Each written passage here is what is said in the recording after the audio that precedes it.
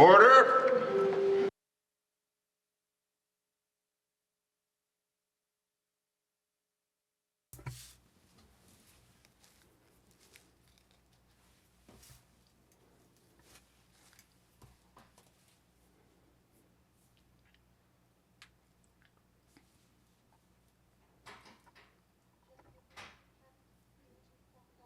Genjit Shinakatal Niha Quincy Dienjit Gut et Kukahatsa Genjit Kushi Guts Anyatsi Ninech I Kuhela Qua Quinjik Gut et Kukahatsa Genjit Ai Kehetia A Nuji Dekat Nukigenjik Nilinech I Jit Dienjit Quincy Lete Kehitila Genjit Kushi nukuts anyatsi. Dinji tatthak shri kukuhen daits at shoha nitat kehej agenjet nits at kitini ditji. Nitsinehtan dinji tatthak hakutela genjet nuji dekat. Nukwek akwadat wuri jet nits at kitini ditjits at Nukwek akwadat wuri jet height nuji tenu. Amen. Please be seated. Inuvialuktun atasva Eleanor Mitchell, Kinarman, Savakadet, Tapquata, Ixivoyot Picane, Naluna Yakukika, Damapta Ohaktiakput Sivoniptingne, King of Akon, 17th, it's Frederick Sonny Blake, Tasvani Uvani Okakta Vakta, Tasvapta on the Savakatiga 19th Assembly me Ila Oyoroga, Aklan, Oyoroga, Diane Archie, Inuvialuktun Tablemni Bootlegman, Tasvani Pulakata Matak Picane Inuvialuktun. Tasvata Mama up Frederick Blake, Sonny Blake, Mama up Tasvatat Pigani Itok, Grace Blake, Emily Francis, and Catherine Blake from Yellowknife, Lorraine Frost from Inuvik, Priscilla Jonas Stout Tasva, Mamiana, Ilangit, mistake lunga. Daryl Chocolate Dog Aglaoyaktinga Sonny Blake. Tasva Koyanene Kaigapsi.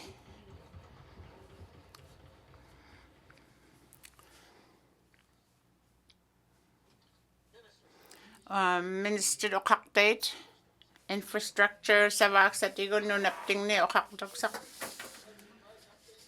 Tasva Damapta. Tap kunon outlet accepting it money. Okausakal da kuya. Tap kuat Mackenzie River. Ilani sapang nakivaklune outlet exact. Tasvani 2024 me port dam na. Ay pang ani au upinrak sa me. Okausakaya tap kunona Mackenzie River kun. Kuya na ini.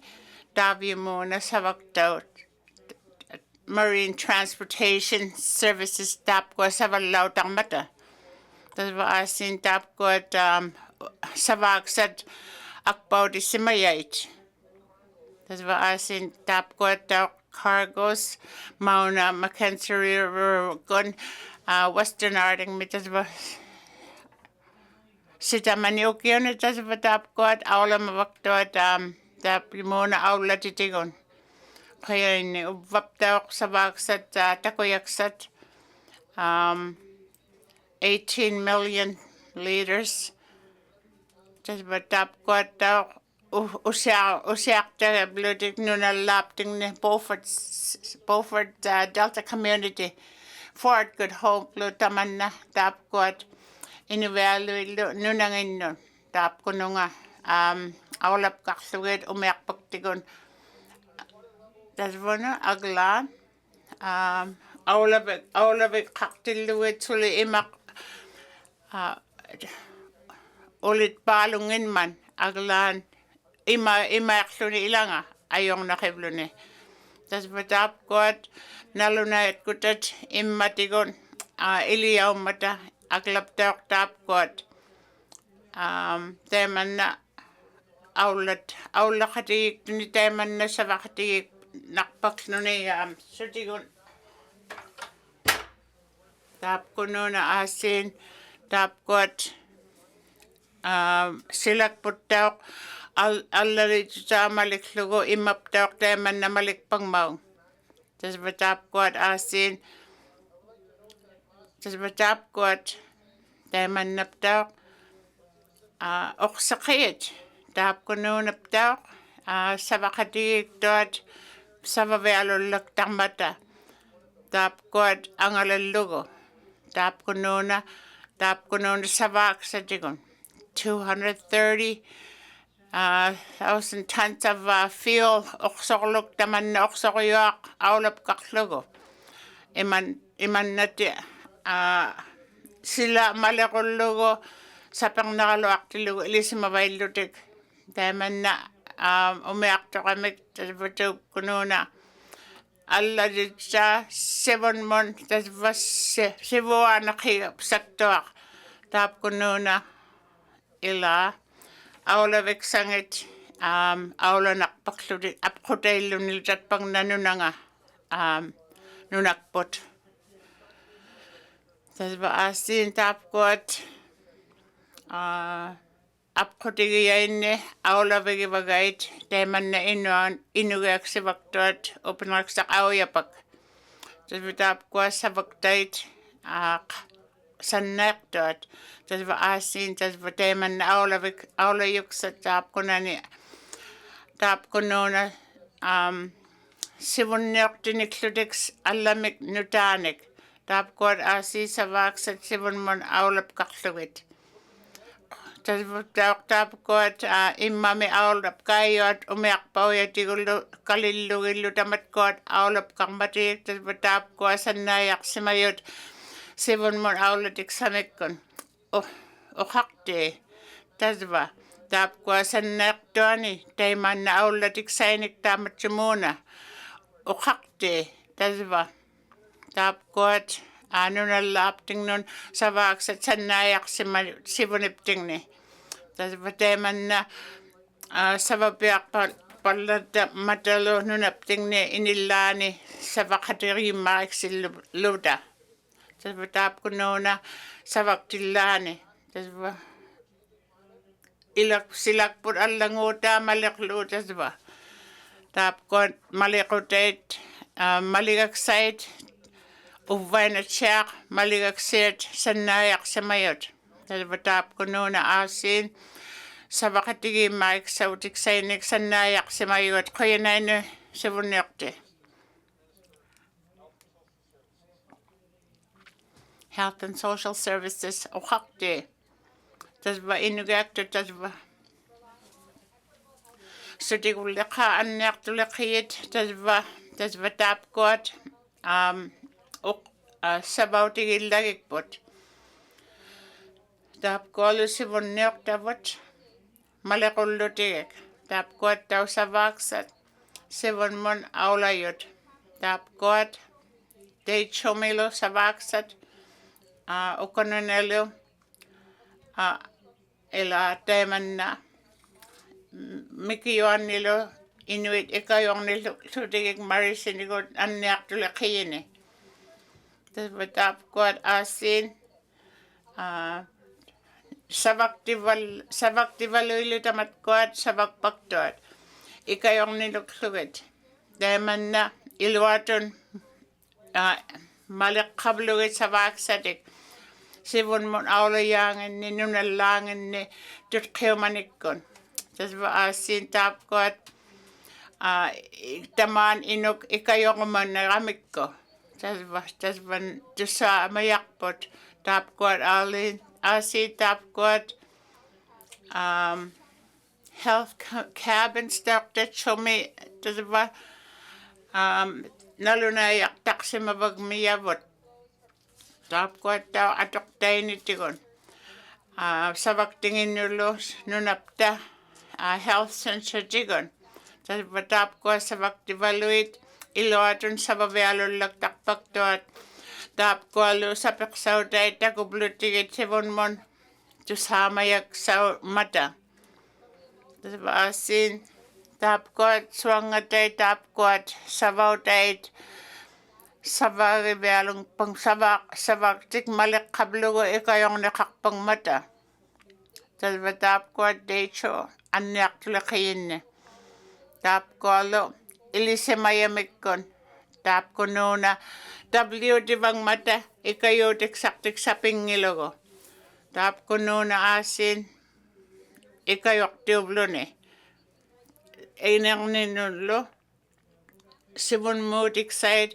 imanaptaw cancer tuat ilani nutakkattaw mekiyokhat in mikon awlalain matatamataptaw iluatu sa awlavik side ilisaututige blogo tapkununa aklan tapkuat nalunayaktat tapkununa onipkaak paktuat steman na asin takona kiblugit sa vangit tapkuat nunalaptingni tasva tapkualo daiman naptawak takumayakpot tutkiumadjudiksa agla tapkuat titsho avalitamik tutkimalaito tapkununa iloarayaytigut imanna malikhayak sainik savakatigik tuat iloatu tutkiksarniluklogo tapkuat asin ilagin nunaming ni malikhabluget sujudik satik sabingit kaat tasva asin taimanna kuveanaktuakun kuveagayaytigut inuin malikhabluget okakti taimanna allanguutivaktuak taimanna tutkiutiksaat isumaliutik sailu tutkiktuakun malikhabluget tasva tapkuat uqautigissukkit katapkununa nunalaptingne ikayoktigiyat sivunniortivaluit tamaita tapkununa tapkuat sivunniortaumata tapkuat ikayutawang matawaptingnun sivunniortiuyunun imanna kuyanaini uqaqti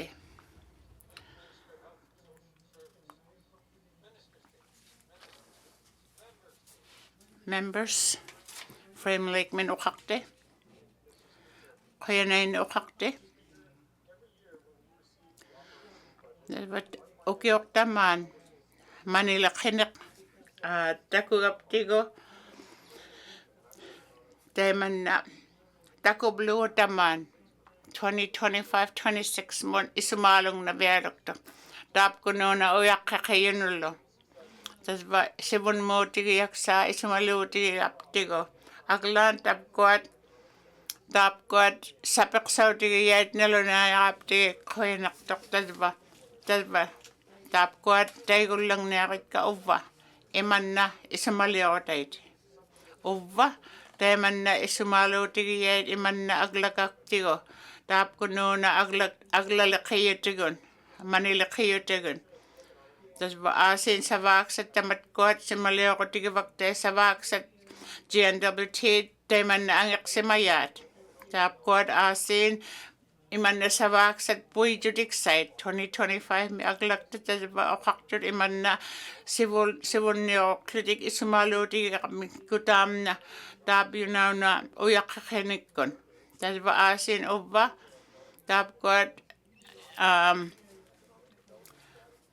taimanna agla tapkuat isumaliuqutivialuklugu savaksat sivunmuutik sannayaqaluat aglaat ukkuat taimanna sujjudiksait savagviksait sudigullu maliqqayaksait tapkuat savaktivaluit savaksat tapkuat taimanna uqauseqiblugit atautsumut katidat tasva asin tapkununga Taiman na asin angyat kiyagon sanayak sa kamayot si bunipting ni tap ko nuna. Batap ko at malakaliangit sa bak sa tigot kabamat ko at ang ibialong mata. Batap ko at ilawane si bunipting ni tap ko nuna. Nalulayang maiksaklugit kanok to sa wawt excite. Taiman na asibon mon awlavik sa tap ko at takumanaktok. Batap ko at taiman na malakkalait kibot sibon mon kiglo ko ako tigiyabot sibon ipting ni kuya na inyo kakte. Range Lakeman o kakte. O kakte o kiyok taman mani nunapting ni ilisak dot ilisakving mingnon awlavak dot. Tas ba asin inmi ko nunaming nin unip kaklugo sabakluit sibon mon SF8 asin malakkablugit akiliw siarvik sadik ila teman naptawak inmigon sabak saktaman na mani nunapting nin malakkayat inmigon tawak pitkusilik tap na sibon ipting nik akiliw siak salangit king of bablotik. Isumalo tigiblugo ilane akilit singin namek ilisavik sa italonin pilait kait isumalo lakpaktot. Asin tap ko sa bakatigit iluatun sa bamakik si yuk saong mata. Ilisavin nilo tap ko luman na kiyait ilisimayuksat. Aglan tap ko at ilane pigamikko pikangin na bingko akiliw sa saktik ilane shoot akilitak sadik ang Inuvialuktun takpakto tas batap ko at teman na kanoktun tap ko at teman na sabakungit sabaktuk sangit kalau kanok kalau tiniak patik tap ko asan na yayot iman na tap ko nung ilisak tuanon. Aglan tap ko at isumalong na Inuvialuktuk tas ba tap ko na ni ilisak tuan isumalo tikside akiliw tiksaylo tap ko at kingon mukta ako tigibang matjong akiliw siya tikpikangit ama pikangin namik ko.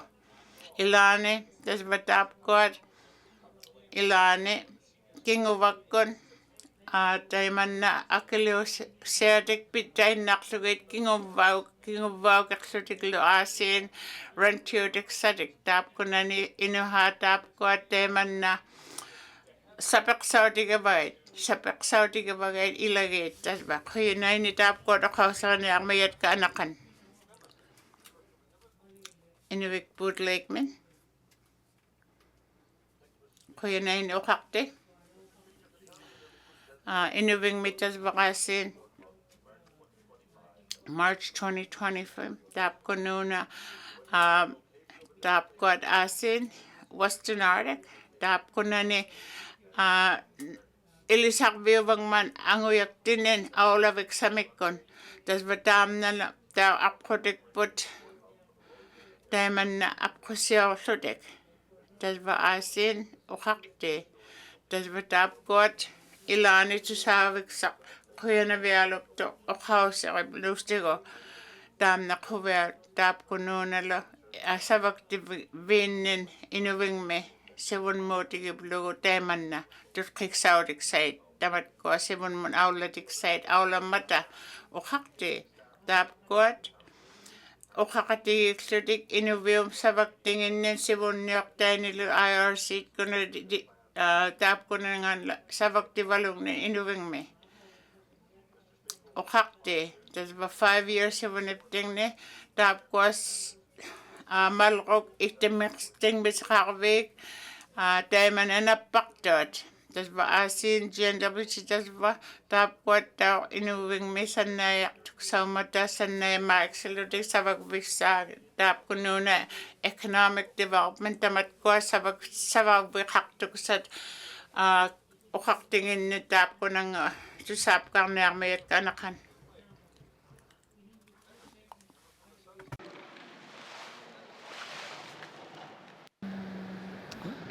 Thank you, Mr. Speaker. Mr. Speaker, I share my past several months on periodic talks with Cenovus Energy, an industry company who purchased Husky Energy with assets midway Norman Wells to Toledo, West Mackenzie side. Mr. Speaker, the assets include 17 kilometers of high-grade road, 3 structural bridges, several lay-down pads for an approximate 300,000 cubic meters of granular materials. This was initially installed to support their further exploration in oil and gas production. Mr. Speaker, Cenovus is developing a closure and reclamation plan. First right of refusal of assets opportunity is to the Toledo District Land Corporation. I only share this as a suggestion for the opportunity, an opportunity for the responsible minister to engage with TDLC on the possibility of accessing a portion of the material for a 7-kilometer permitted Mackenzie Valley Highway section. Mr. Speaker, should the responsible minister wish, I can share the contact information. I recognize my limited office authority offers. However, this may present benefits of collaboration. Thank you, Mr. Speaker. Thank you. Member from the Sawtooth. Member statements. Member from Great Slave. Thank you, Mr. Speaker. Mr. Speaker, we tend to talk about what we can control, what is in our jurisdiction, and how to be best of service to the residents of the Northwest Territories. Unfortunately, climate change doesn't care about jurisdictional boundaries. Climate change demonstrates that we live in a fragile, interconnected global system that requires all governments, indeed all levels of government, to be thoughtful and strategic with how we manage, mitigate, and adapt to these impacts. Mr. Speaker, the north of my childhood is very different than the north that we currently live, work, and grow in. I'm pleased to see some snowfall today, but my whole being knows that it should have snowed and stayed on the ground much, much earlier. It's predicted to be another above-zero Halloween. As the GNWT's own What We Heard report on the 2025-2029 Draft Climate Action Plan has noted, residents have told government that the time for incrementalism is over and that the GNWT must treat climate action with the same urgency as other emergency and public safety priorities. There are global tipping points that we are hurtling towards or may have already passed, like coral reef dieback, melting Antarctic, Arctic, and Greenland ice sheets, or the halting of AMOC, the Atlantic Meridional Overturning Circulation, which is the great hot and cold water circulatory system of the Atlantic Ocean that has massive impacts on global weather patterns and food sources for marine life. Mr. Speaker, I will continue to point to the fact that everything and everyone in this world is interconnected, and how we address globally impactful issues in this House is important. I'm anxious to see the newly merged climate change and energy strategy and how we will move forward with meaningful actions, like reaching net zero by 2050. I also want to specifically state that while we might only admit a small percentage, in fact far less than 1% of Canada's total emissions, that doesn't mean that we get to say we're all good here. Every bit that we can reduce our emissions and make changes that help our environment, and ideally help save our residents money, is important, Mr. Speaker. Our youth especially are looking to us to act, to take action that is appropriate to our context and is impactful. Thank you. Thank you. Member from Great Slave. Member statement. Member from Yellowknife North. Thank you, Mr. Speaker. Mr. Speaker, I believe that everyone needs and deserves to have a stable roof over their head, no matter how poor they are, even if, and especially if, they're struggling with addictions. There is a tension, though, between that principle and the reality that housing in Canada is a private commodity, one that we need more of. Lots of people cannot afford to own and maintain their own house, so rental options are necessary. If we want more housing to be built, and if we want landlords, including Housing NWT, to survive, then we cannot afford so much ongoing damage to rental units.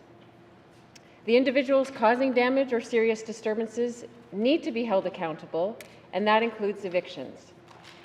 Now, we hear opposing narratives. On the one side, we hear that the problem is big bad landlords holding all the power and they're kicking people out unfairly.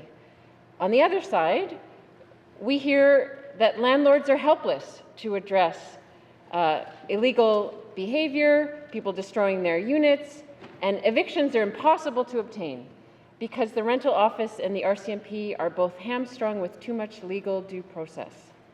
So where's the truth? First, I think it's fair to say that many tenants and landlords are unaware of their legal rights. Tenants may not know that they can get the rental office to order their landlord to do proper maintenance, pest control, or that they can appeal an eviction that was made without proper cause or notice. Landlords may not know that there is already a process for expedited evictions. They can end a tenancy with only 10 days written notice if a tenant is causing serious disturbances or hosting illegal activities. I should say that eviction orders are happening. There was 102 last year and 169 the year before. But the rental office recommended in its latest annual report that the Act be changed to allow eviction orders to be immediately enforceable. Of course, evictions often create collateral damage, making people homeless who are being taken advantage of by troublemakers, sometimes their own family members. And evictions are never an ultimate solution. People still have to live somewhere, even if it's in a shelter or an encampment. And there we get into even thornier questions of accountability for people's behavior. Mr. Speaker, I ask for unanimous consent to conclude my statement. Thank you, member from Yellowknife North. Member from Yellowknife North is seeking unanimous consent to conclude her statement. Seeing no nays, you may conclude your statement. Thank you, Mr. Speaker, and to my colleagues. In terms of accountability, I should also note that an occasional fine does not create real accountability for landlords who may be violating tenants' rights over and over.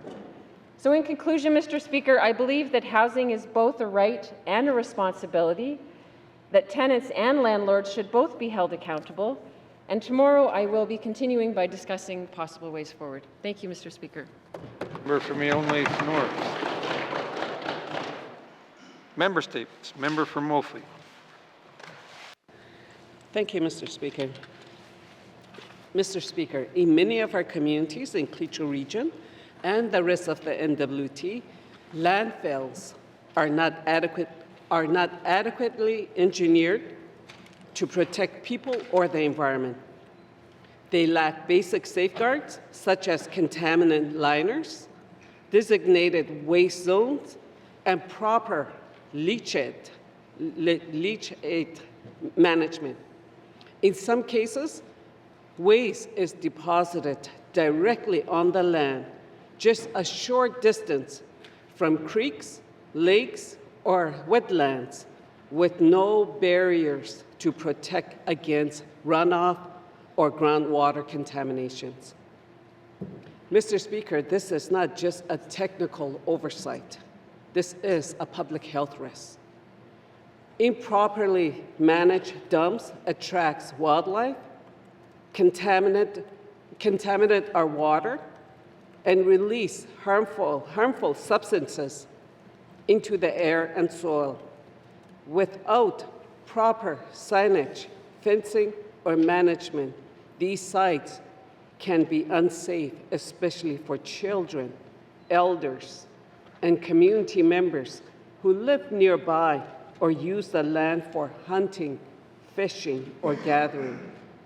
Mr. Speaker, under best practices and under territorial guidelines, a safe landfill must include environmental protections, setback from water bodies, proper containment of hazardous materials, seasonal access controls, and long-term monitoring. Mr. Speaker, this is creating a safe community. I will have a question for the Minister of MACA. Thank you. Thank you, member from Wolfley. Member statements. Member from Tuna Day Willity.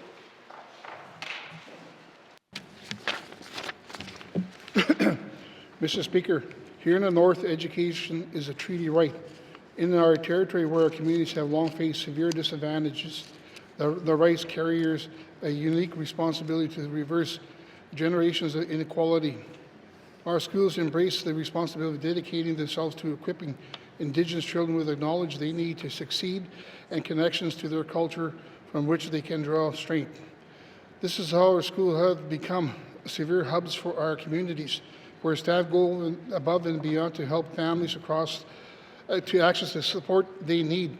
Indigenous families rely on their schools to guide them in navigating and accessing a wide range of assistance for their children's unique needs.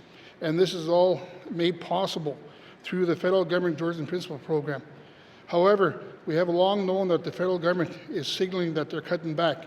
We don't know what changes are coming, but for months, our government has been warned that the school could lose the funding they need for teachers' assistance, culture programs, and essential services such as literacy, interventions, and speech therapy. Over the past few months, the Premier, the Finance Minister, and the Minister of ECC all gone to Ottawa to advocate for this funding to continue, but we don't know what, if anything, they achieve.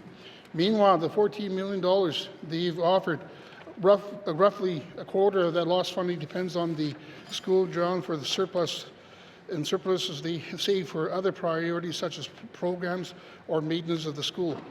Any day now, we could hear the truth from Ottawa if there are significant cuts to Jordan Principal funding. Our treaty rights to education would rest solely with the territorial government, as they could no longer rely on the federal government to shoulder the responsibility. In that case, the government must take these treaty rights as serious as our schools do and provide adequate funding so schools can continue delivering these vital services. Right now, there are a review of inclusive education in the event of that Jordan Principal funding is cut. I am calling on that review to ensure meaningful consultation and accommodation with First Nations, Métis, and Inuit communities in all northern schools, so we develop an updated model that ensures territorial funding to these vital programs and services. I will have questions for the Premier at the appropriate time. Thank you, Mr. Speaker. Thank you. Member from Trinidad-Wellity. Members' statements. Member from Decho.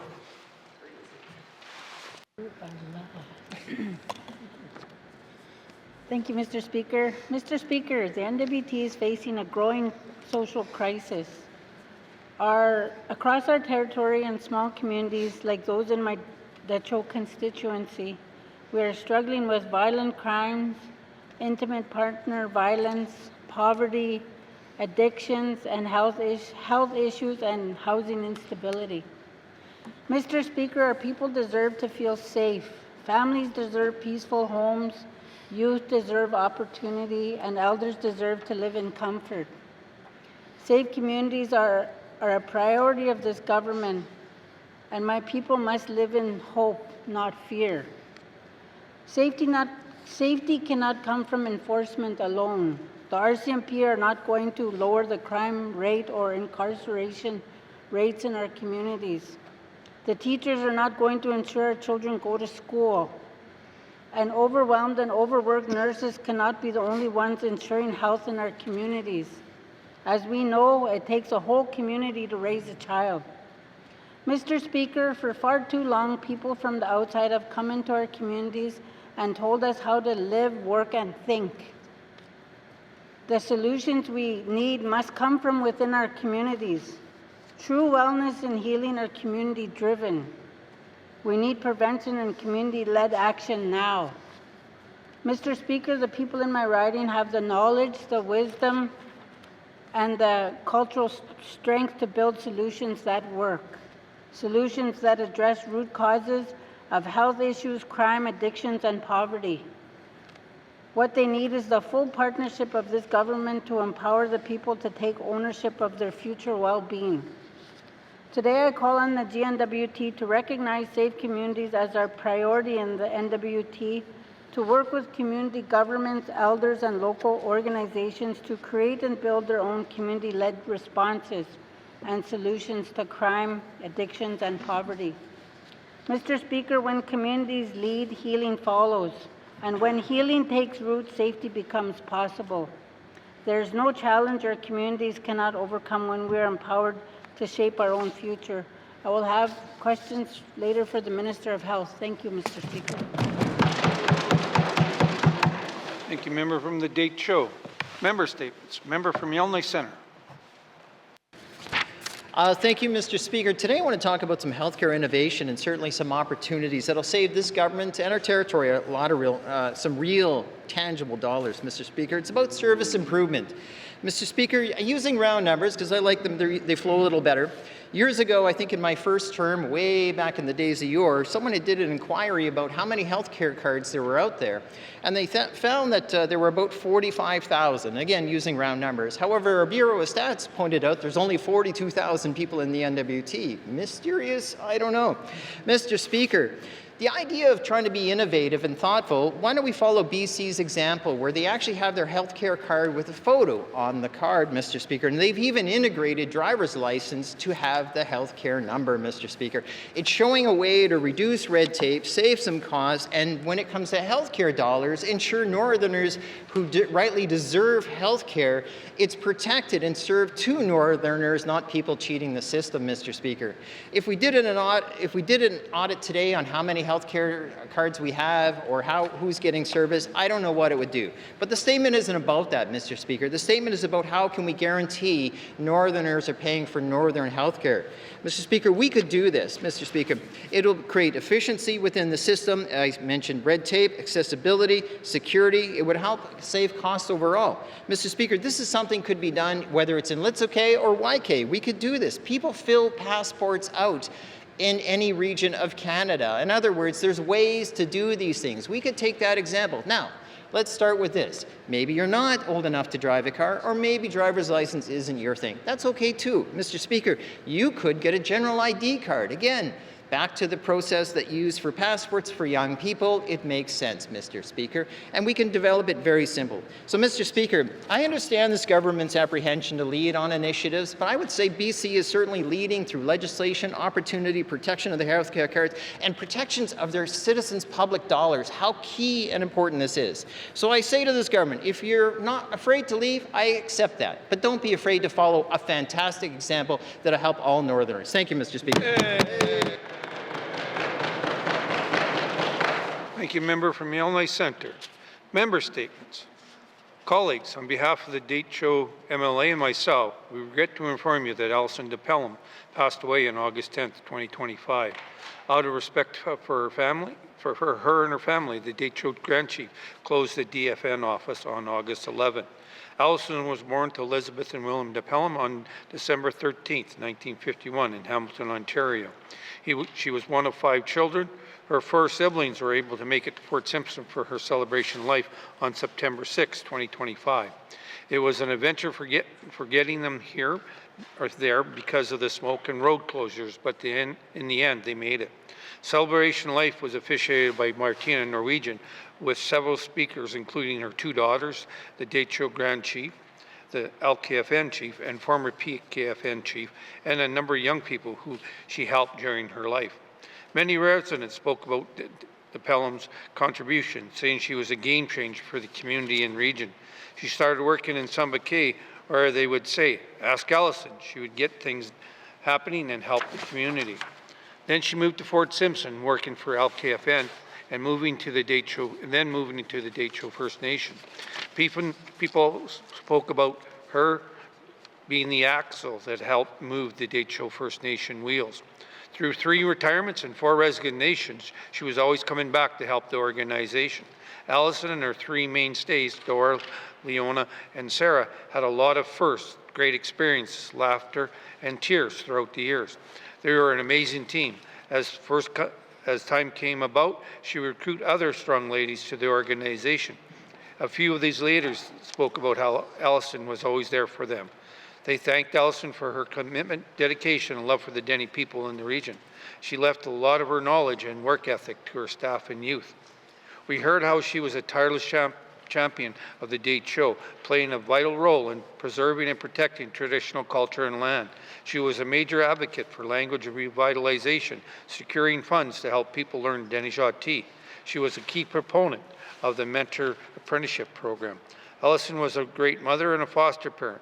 We heard stories how she went to bat for her children under her care and doing it without wanting any recognition. One young man spoke about how she helped him get where he was today and how he treated him as a son. This was Ellison, always providing care for her children in the community and area. Like most individuals, it's hard to fully share her impact on the residents of the Deitcho and her family. So I have attached both her daughter's words of Ellison, which I have would like deemed as read and printed in the answers. On behalf of the Deitcho MLA and myself, we'd like to thank her and her family for serving the people of the Deitcho.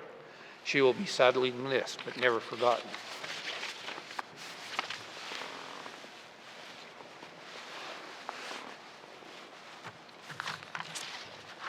Member statements. Member statements. Recognition of visitors in the gallery. Recognition of visitors in the gallery. Member from Inuvialuktun. Thank you, Mr. Speaker. I'd like to recognize two constituents today. First, Mr. Todd Orpitz. Todd Orpitz was recently the appointee for the Accountability and Oversight Committee on the After Action Review. And now, Mr. Speaker, he's working with Northwind Industries. Speaking of Northwind Industries, Mr. Speaker, I'd like to recognize Mr. Kurt Wayman, the owner and CEO of Northwind Industries, and currently doing the work on the runway project in partnership with the Indigenous governments as well as EGT out of Tuktoyaktuk. And Mr. Speaker, that is the company I was congratulating a little earlier today, so I'd like to welcome them both to our chamber and thank them for their contribution to our community. Thank you. Thank you. Recognition of Visitors Gallery. Member from the Sawtooth. Thank you, Mr. Speaker. I too would like to recognize ex-colleague, ex-speaker, Mr. ex-chief Sonny Blake, as well as ex-chief Grace Blake as well, and not to forget Uncle Georgie Mussey. Thank you, member from the Sawtooth. Recognition of Visitors Gallery. Member from Hay River North. Thank you, Mr. Speaker. I'd also like to recognize an honored guest in the gallery today, Grand Chief Sonny Blake from the Gwich'in Tribal Council. Also, of course, former Speaker of this House and a colleague of ours for 8 years. So it's always good to have him back in the House here. It feels complete now. Thank you. Thank you, member from Hay River North. Recognition of Visitors and Gallery. Member from Inuvik Twin Lakes. Speaker, I'd like to recognize a constituent of mine, Lorraine Greenland. Thank you for being here today, and as well as Georgie and Sunny and Grace, Annie. It's nice to have people in the audience, and I see Kurt and Todd there too, so thank you, Mr. Speaker. Thank you, member from Inuvik Twin Lakes. Recognition of Visitors in the Gallery. Member from Inuvialuktun. Yeah, thank you, Mr. Speaker. I too would like to stand up and recognize the former Speaker of the House here, Mr. Frederick Blake. It's good to see you here today, and also to your delegation that's all here. I want to say Mussey for being here, and thank you. Also, I want to recognize Mr. Kurt Wayman as well, and Todd that's here as well, and welcome everybody to the House. Mussey. Thank you, member from Inuvialuktun. Recognition as Visitor in the Gallery. Member from Ophwe. Okay, nene.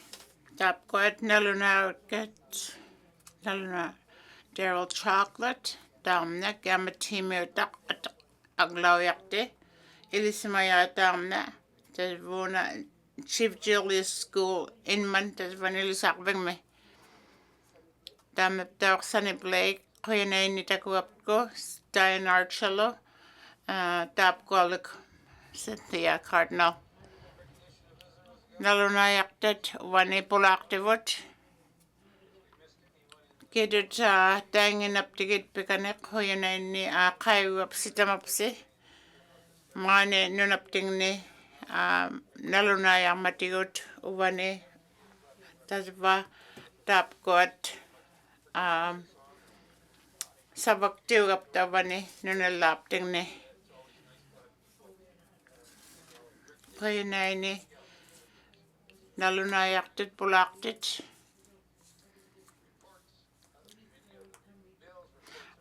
Tap got reports, standing and special committee katimayin. Kulaktaksat.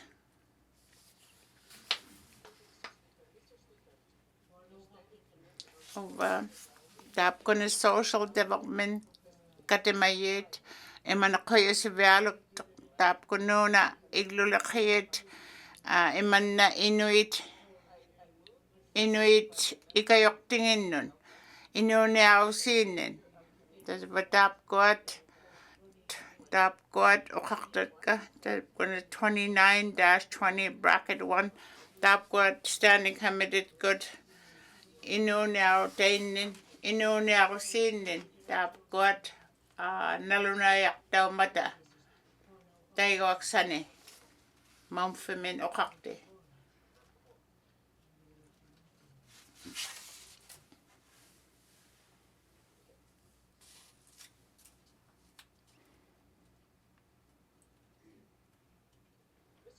Okakte damna aulap kakpa Mackenzie Delta min Range Lake Tap got Katemayi 29-20 standing committed gunen Tap gununa iglula kayon igluli nen inuna sitigun Inuit okaksemayo kaya ang nakpak sa matkot kit good akakakto but kit good akangit but mamfamen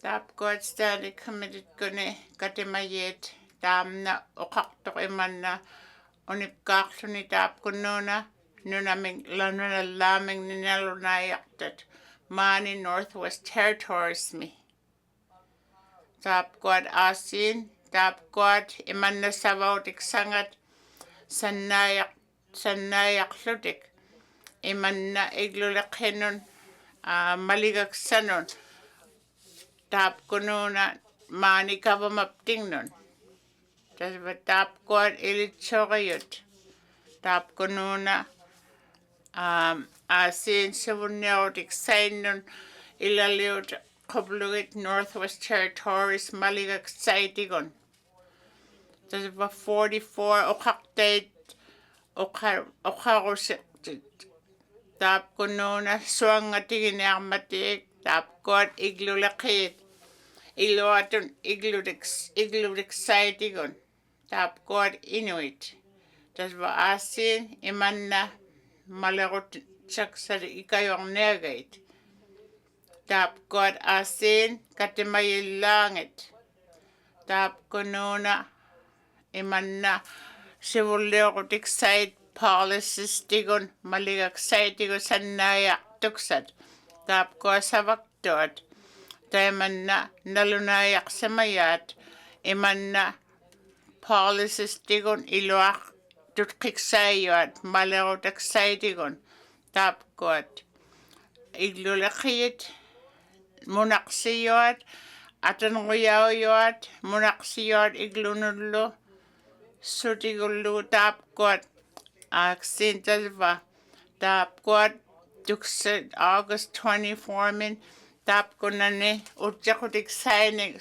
isumaleotik sainik tap kot iglulakiyuannon talva mani nunapting ni Northwest Territories me talva temanna tamna maligak savialok talva mani imanna temanna igluni ilani inone akvakak tuman ilani iluangitukkun murayaungilutik tapkot talva asin ilwa inuget kaya talva imanna savaktaungillutik inungaplutik ilulit talva tapkot asin imannaptao ilani iglokangitut igluituallo inuiaksivialullak takpaktot tapkot asin tapkot imanna otakkayunik igluttao aippaitikut public houses tikun ilitsogayait Tadvatap kuat imanna aglaktat ilani sapeksautigilik pagait nunakaktuat sivun mun aula viksaitigot sapeksalimmareksiblutik igluillitaujuat inuaksiblutik. Tadvatamna tapkuat policies iluangitukkun sivunniortigimmatik tapkuat imanna inuniarvillaaningi tapkunani. Tapkununa asin imanna utsakutigiyait. Tadvataimanna Inuvialuktun Mani Northwest Territories Housing Corporation NWTMI. Tadvataimanna imanna savakatigilaklutik imanna allanik ikayoktiniklutik imanna sivunniakutik sainik tutkiksaimal asin tapkuat nunallani iluatun maliksaini nuna kaktuat angalatsiyuat nuna mingne. Kainaini tapkuat ukausal nangmiyat katapkunanga Range Lake men dayong nangmiyat Range Lake misavaktim. Thank you, Mr. Speaker. Thank you, Madam Chair. Committee examined the distinction between market and non-market communities. Most NWT communities lack a functioning market, meaning residents have few options beyond public housing. In these communities, the conventional housing continuum promoted by the Canada Mortgage and Housing Corporation does not reflect local realities. Committee supports the development of a northern housing continuum that includes transitional housing, supportive housing, community-led housing, and subsidized home ownership. Committee also explored the principle of housing as a human right under international law, including the Universal Declaration of Human Rights and the International Covenant on Economic, Social, and Cultural Rights. The right to adequate housing includes security of tenure, affordability, habitability, access to services, location, accessibility, and cultural adequacy. Committee heard that realizing this right requires governments to establish mechanisms that make housing accessible, enforceable, and responsive to the needs of marginalized populations. Committee reviewed the Federal National Housing Strategy Act, which recognizes housing as a human right and outlines mechanisms such as the Federal Housing Advocate and National Housing Council. Witnesses emphasized the need for territorial legislation to mirror these mechanisms and ensure accountability. Committee also examined eviction practices, access to justice, culturally appropriate advocacy, and the need for legal supports for tenants. Throughout the study, committee identified gaps in the northern housing continuum and emphasized the need to invest in all housing types. Committee supports a shift towards affordable home ownership, particularly in non-market communities, and highlights innovative models such as the Northern Transitional Home Ownership Model. Examples from communities like Fort Good Hope demonstrate how community-led housing initiatives can produce homes, create jobs, and foster economic development. Committee reviewed housing NWT's policies and programs, including home ownership initiatives, appeal processes, tenant eligibility, repair programs, and funding mechanisms. Committee applied a rights-based lens to assess whether these policies support the progressive realization of housing rights. Committee also examined barriers to construction, land access, and trades capacity, and emphasized the importance of wraparound supports for tenants and shelter users. The housing crisis in the NWT continues to affect thousands of residents across the territory. Committee urges the GNWT to take timely and coordinated action to implement the 44 recommendations outlined in this report. These recommendations reflect the collective input of Indigenous governments, housing experts, service providers, and residents, and offer a clear path forward to strengthen housing policy and delivery. By committing the necessary resources and working collaboratively across departments and with communities, the GNWT can make meaningful progress towards realizing the right to adequate housing. List of recommendations. Recommendation 1. The Standing Committee on Social Development recommends the Government of the Northwest Territories formally and officially recognize housing as a human right. Specifically, the Standing Committee on Social Development recommends the Government of the Northwest Territories urgently create new legislation that recognizes the right to adequate housing as it is articulated in international human rights law, in the United Nations Convention on Economic, Social, and Cultural Rights, and in the United Nations Declaration on the Rights of Indigenous Peoples.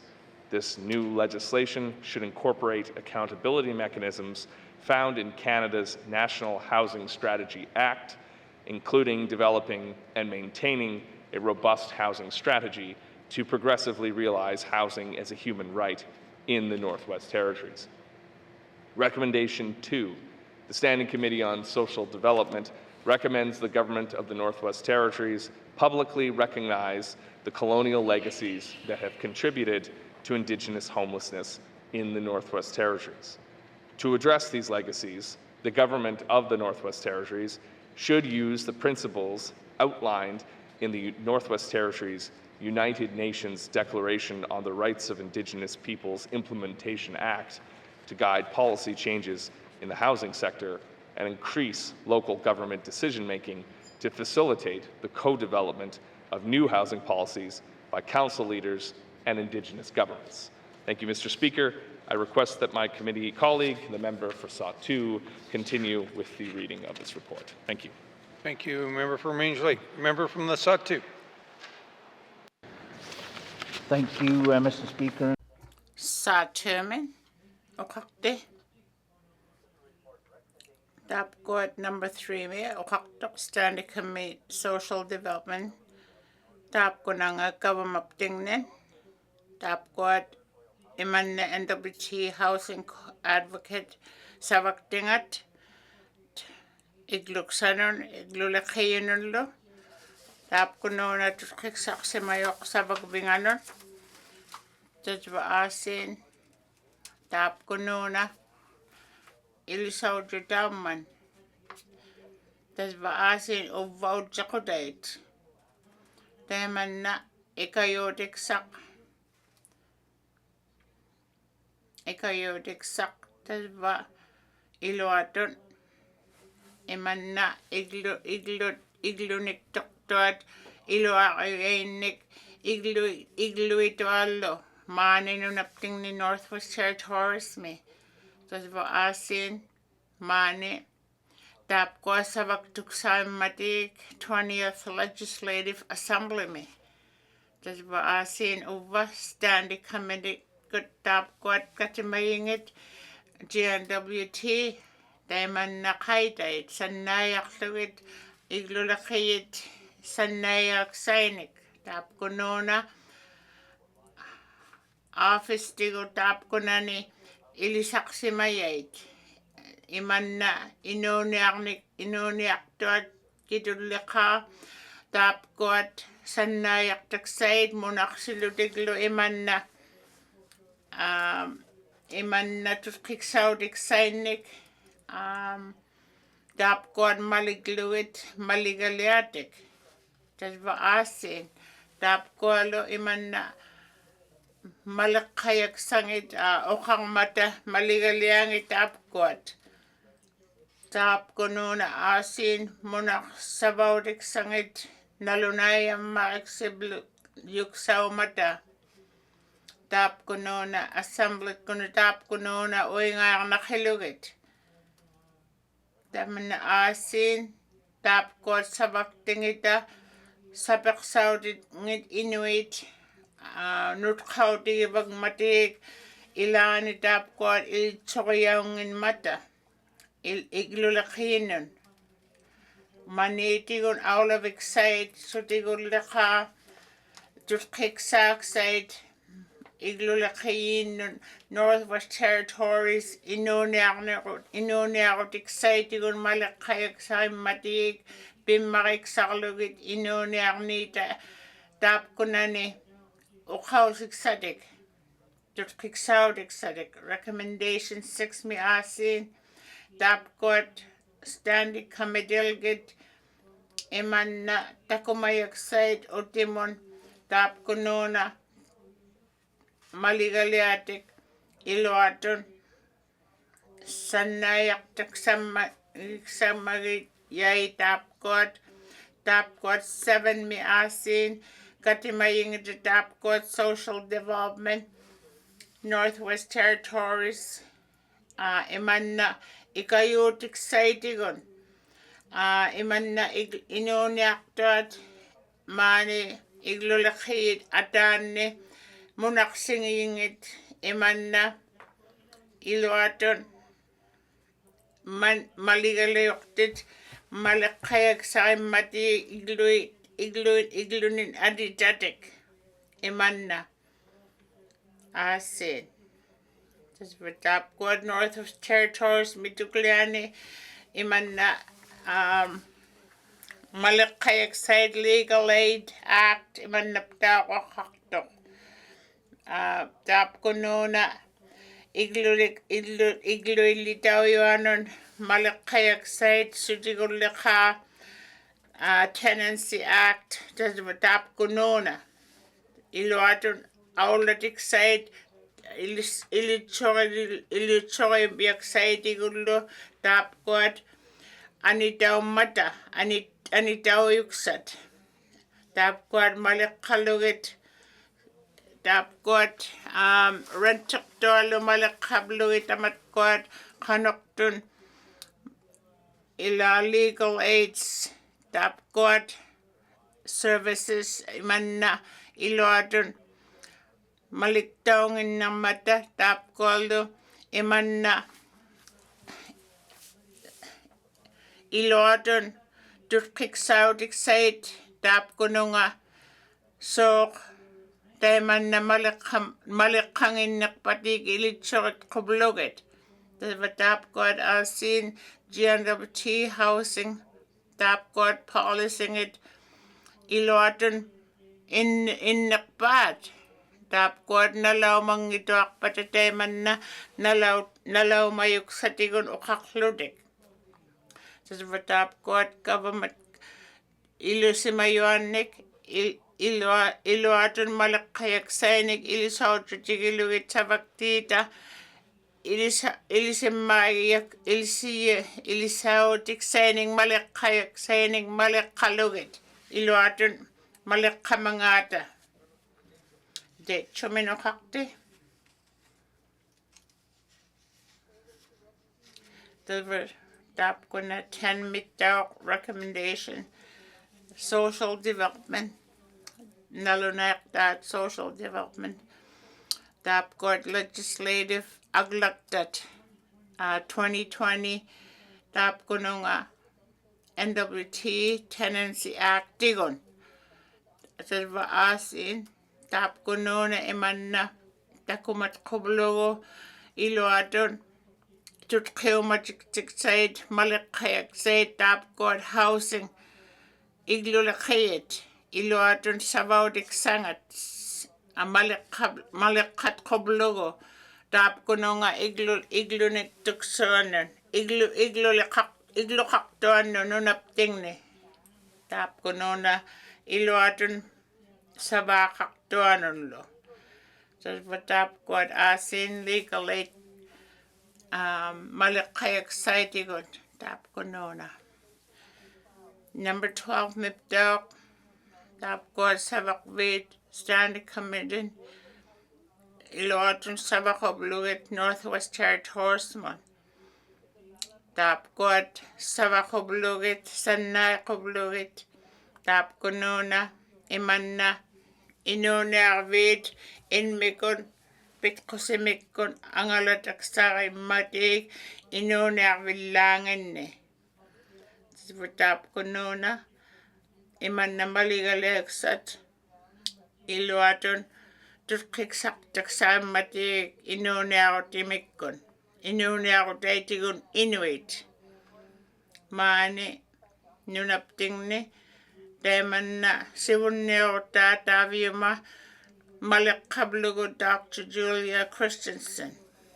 Tapquad Asin Imanna Aglak Daumata Imanna Daigor Nakiblutik 2026 Mitactimin. Standing Committee Dauquat Northwest Territories me. Tap Gunonap Dau Iglunigit Nanminak. Tapquat Housing Program Nunapting ne Iglokaktuat. Tap Gunona Asin Sivunok Dablutik Aglan Tapquat Kit Good ang in Bunagay Digon. Little Tapquat standing committed good demanna ownership guns. Malik Kalugit Savakta demanna Iluatun Tutkik Sainik in Mikon Asin in Mikon Tutkik Sainik Iman Malik Kayak Sainiklo. Tap Kununa Asin recommendation 15 mi Iman no Hakto. Tap God Gavamavut Iman na Manilikiyin Iluatun Malik Kayak Sainiklo Iman Angalat Siyat policies Digon Nunamingni. Tap Kunani Nunamingni. Diamond Niptok Munaki Sakamata Malik Kalugit Iluatun Munak Sakaktuk Saumata 16 mi Asin Tamna Katimayid Iman the social development Iman na Okakta Tutkik Sakublogo Government put NWT mi Nalunayak tuk Saumata in mi government Tap God housing policies nin Nalunayang matik Savakluid Ludeman na Madakayak site Iglulakiyat. That's what Tap God Asin Territorial Building. Tap God Iluatun. Aglaktat Monoxidic site. Savaktak site. Savak Villangita. Iglulakiyat. Tas Vuna. Sapak Souting Idlo. Sibunmon. Aglaktat. Tako Mark Silugit. Tutkik sa Mark Silugit. Tas what Tap God. Tap Kunan Taxtra. Isumaleotic say Tap God. Standing committed good. Aglak Simayate. Tap Kunan Government. Sabariman. Sibuani Territorial Trades Digon. Sumaleotic say Iglulakiyunon. Malakayak say Sabautic Sangit Napaktik Dog Sangildo. Iman Elisakavik Sangildo Tap God. Savakting ita. Savak tuksanin. Tas kayo na ini. Getcho, Yellowknife Northman, Ova. Kayo na ini. 19 kaktok tas bastandi committee talk time no kaktok Ova. Sign memorandums of understanding with Indigenous governments who have settled land claims with land use policies to encourage housing development. Recommendation 20. The Standing Committee on Social Development recommends that the Government of the Northwest Territories develop policies that improve coordination between Housing NWT and other GNWT departments to remove barriers to housing development. This includes urgently increasing the supply of land suitable for residential construction, simplifying land use planning and approval processes, and embedding climate adaptation into land development strategies. Recommendation 21. The Standing Committee on Social Development recommends the Government of the Northwest Territories, through Housing NWT, collaborate with local housing organizations to revise their repair and maintenance policies in a manner that empowers public housing tenants to undertake minor repairs and maintenance themselves where appropriate. Recommendation 22. The Standing Committee on Social Development recommends the Government of the Northwest Territories provide adequate funding and investment in the development of transitional housing and in strengthening the shelter and safe home system in small communities of the Northwest Territories to relieve the burden on the Yellowknife shelter system. As the first step to achieve this, the Government of the Northwest Territories should develop a costed action plan outlining specific action steps, each with an assigned budget and timeline, and table this in the House within the 20th Legislative Assembly. Recommendation 23. The Standing Committee on Social Development recommends the Government of the Northwest Territories create a 24-hour shelter in the City of Yellowknife, either through an existing or new program, to ensure wraparound supports are accessible for those utilizing homelessness shelter spaces to be able to move along the housing continuum. Recommendation 24. The Standing Committee on Social Development recommends the Government of the Northwest Territories create 24-hour shelters in communities across the territory, prioritized according to the urgency of shelter needs in the communities, to ensure wraparound supports are accessible for those utilizing homelessness shelter spaces to move along the housing continuum. Recommendation 25. The Standing Committee on Social Development recommends the Government of the Northwest Territories review and implement strategies to assist nonprofit and charitable organizations with contracts to provide social housing or housing first, with the rise of insurance costs, specifically for their rental housing programs. Recommendation 26. The Standing Committee on Social Development recommends that the Government of the Northwest Territories actively collaborate with municipalities and communities across the territory to develop and implement a standardized encampment protocol. This protocol should prioritize the safety and dignity of individuals living in tent encampments, while also ensuring respectful coexistence with neighboring residents, properties, and public spaces. Establishing clear guidelines and responsibilities will help prevent conflict, support vulnerable populations, and promote community well-being. Recommendation 27.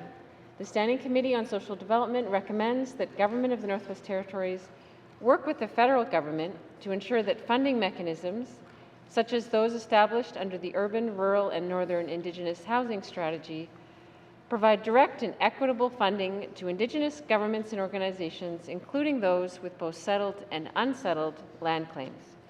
This approach is necessary to address and reduce funding disparities between regions and to support equitable access to housing resources for all Indigenous peoples across the Northwest Territories.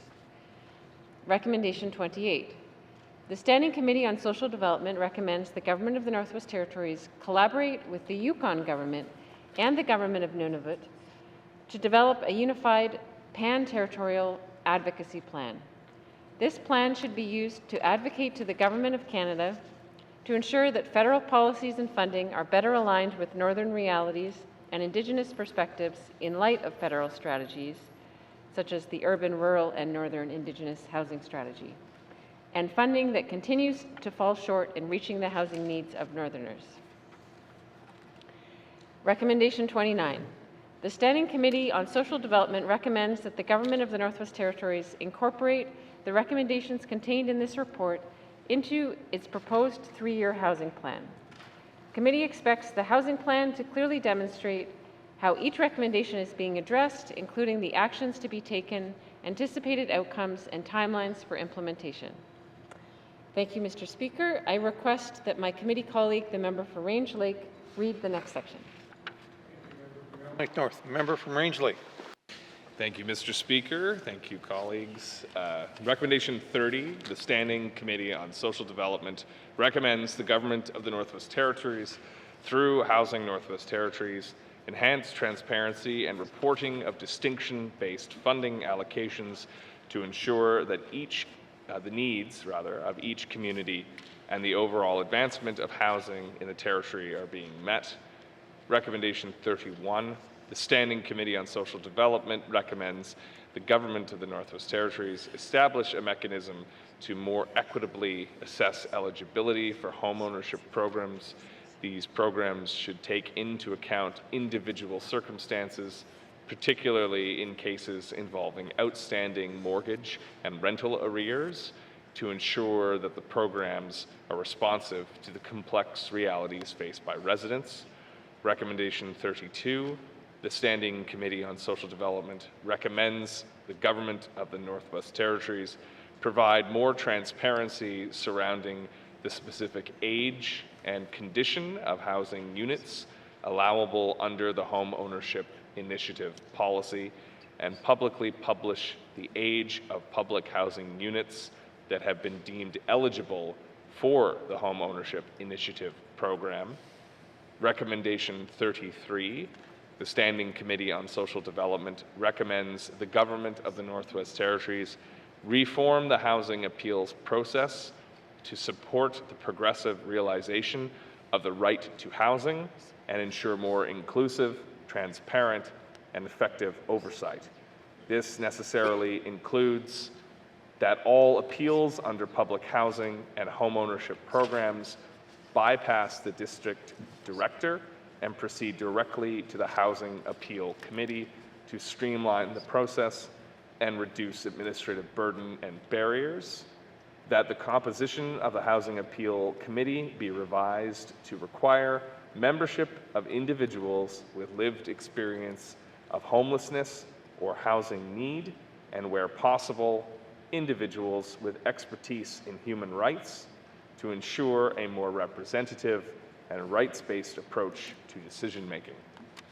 Recommendation 34, the Standing Committee on Social Development recommends the Government of the Northwest Territories transition all current housing rating systems to a rights-based approach, focusing on ensuring fair and equitable access to housing for all, particularly those in greatest need. This should involve prioritizing vulnerable groups, promoting non-discrimination, and empowering tenants in the housing process. Recommendation 35. The Standing Committee on Social Development recommends the Government of the Northwest Territories review the public housing tenant eligibility policy to ensure that it provides those ineligible for public housing a clear and time-bound response to how they could have their eligibility reinstated. Recommendation 36. The Standing Committee on Social Development recommends that the Government of the Northwest Territories revise the Community Housing Plan policy to include capacity building supports tailored to community needs. This should include additional human, financial, and technical resources to support implementation of housing plans. Recommendation 37. The Standing Committee on Social Development recommends the Government of the Northwest Territories conduct an audit of the Small Community Homelessness Fund to determine and report on its overall policy performance. Recommendation 38. The Standing Committee on Social Development recommends the Government of the Northwest Territories revise and adjust the eligible income thresholds for co-payment for the Senior Home Repair Program, the Seniors Aging in Place Program, and the Home Repair Program based on inflation and cost of living increases, and review every 3 years thereafter. Recommendation 39. The Standing Committee on Social Development recommends the Government of the Northwest Territories review and revise the eligible properties for the Senior Home Repair Program, the Seniors Aging in Place Program, the Home Repair Program, and the Preventative Maintenance Program, specifically expanding the eligibility coverage of each policy to include primary residences outside municipal boundaries. Recommendation 40. The Standing Committee on Social Development recommends that the Government of the Northwest Territories review the disposal of residential property policy to ensure that Housing Northwest Territories assets located on treaty territory and subject to disposal under the policy provide Indigenous governments with the first right of refusal. Thank you, Mr. Speaker. I request that further reading of this report be handed over to our committee chair, the member from Monfrey. Thank you. From Range Lake, member from Monfrey. Thank you, Mr. Speaker. Mr. Speaker, recommendation 41. The Standing Committee on Social Development recommends the Government of the Northwest Territories review the the Community Housing Support Initiative Program to ensure it is reaching its goals and full effectiveness. Specifically, committee recommends interviewing current and past recipients on the feasibility of supporting housing affordability and adequacy beyond the duration of their contribution agreement in order to evaluate the initiative's long-term impact on housing. It is recommended that the government of the Northwest Territories publish the results of the program, review and share it with the Standing Committee on Social Development.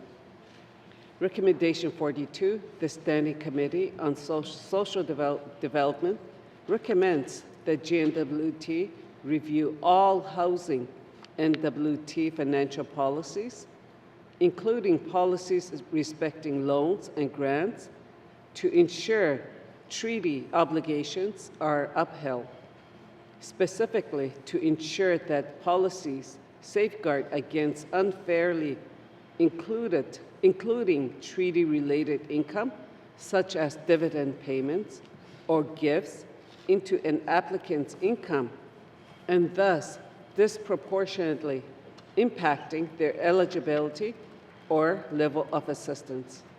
The Standing Committee on Social Development recommends the government of the Northwest Territories make any necessary policy changes to achieve this. Recommendation 43, the Standing Committee on Social Development recommends the government of the Northwest Territories review and revise the collection policy to ensure that the policy prioritizes the well-being and dignity of individuals and their right to adequate housing. Collection action should not jeopardize an individual's ability to secure and maintain adequate housing. Further, the collections policy should establish clear accountability mechanisms to ensure that collections comply with human rights standards. In its review, the government of the Northwest Territories should engage individuals and communities experiencing housing challenges. Recommendation 44, the Standing Committee on Social Development recommends the government of the Northwest Territories respond to this report within 120 days. Thank you. Member from Moultrie. Member from Moultrie. Thank you. Thank you, Mr. Speaker. Mr. Speaker, I move, seconded by the member for Range Lake, that the remainder of the committee report 29-20, Standing Committee on Social Development, report on housing as a human right be deemed read and printed in Hansard in its entirety. Thank you, Mr. Speaker. To the motion. Question has been called. All those in favor, please. Opposed? Abstentions? Motion carried, except for some commentary in the peanut gallery. Member from Moultrie. Mr. Speaker, I move, seconded by the member for Range Lake, that committee report 29-20, Standing Committee on Social Development report on housing as human right be received by the Assembly and referred to the Committee of the Whole. Thank you, Mr. Speaker. Moultrie. To the motion. Question has been called. All those in favor? Yay. Opposed? Abstentions? Motion has been carried. Reports of standing special committees, reports on standing and special committees, returns to oral questions, acknowledgements, member from Tabacha. Thank you, Mr. Speaker. Mr. Speaker, I seek unanimous consent to move item 14, tabling of documents from the up in the order paper to number 9. Thank you, Mr. Speaker. Member from Tabacho. And member from Tabacho is seeking unanimous consent to move 14 up to number 9. Any nays? Seeing no nays. Member from Minister of Justice. Thank you, Mr. Speaker. Mr. Speaker, I wish to table the following document. Legal Aid Commission of the Northwest Territories Annual Report 2024-2025. Thank you, Mr. Speaker. Thank you, Minister of Justice. Tabling of documents. Colleagues, in accordance with Section 41 of the Northwest Territories Act, I wish to table the report of the Auditor General of Canada to the Northwest Territories Legislative Assembly on housing in the Northwest Territories. Tabling of documents, tabling documents. Colleagues, being recognition of the time, and I know oral questions are going to be an hour, so we are going to take a short recess to give the translators the time to have a break. Thank you.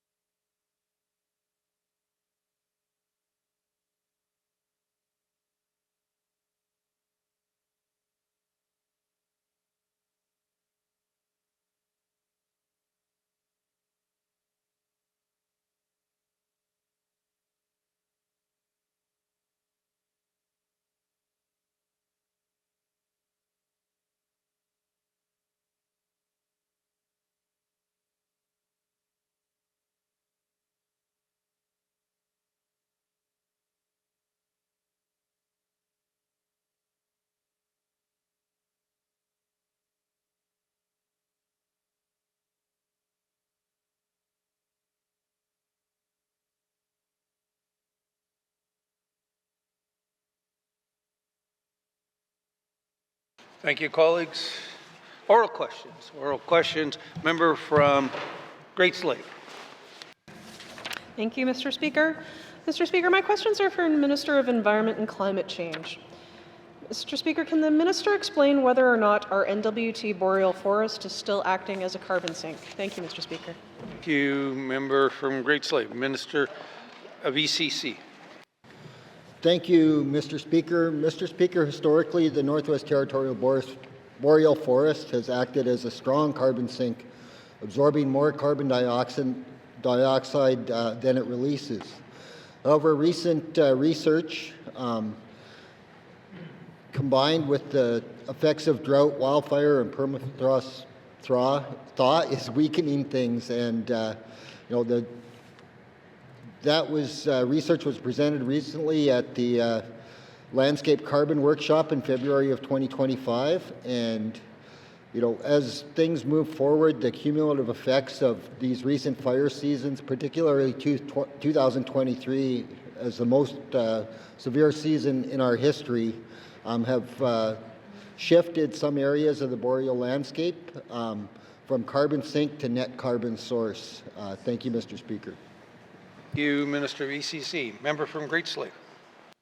Thank you, Mr. Speaker. So that is a tipping point for us.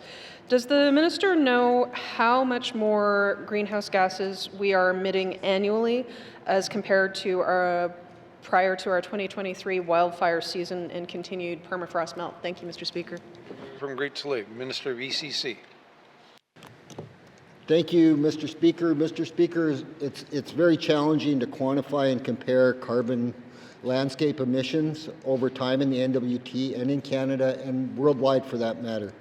Canada and Canadian jurisdictions use methods developed by the United Nations to report on their emissions, and this message does not account for natural variations, carbon levels associated with, for example, wildfires or permafrost thaw. It really only captures the human made emissions component of that data, and we also know that there are knowledge gaps in these emissions, and it is currently difficult to tell the difference between natural emission cycles and emissions due to climate change.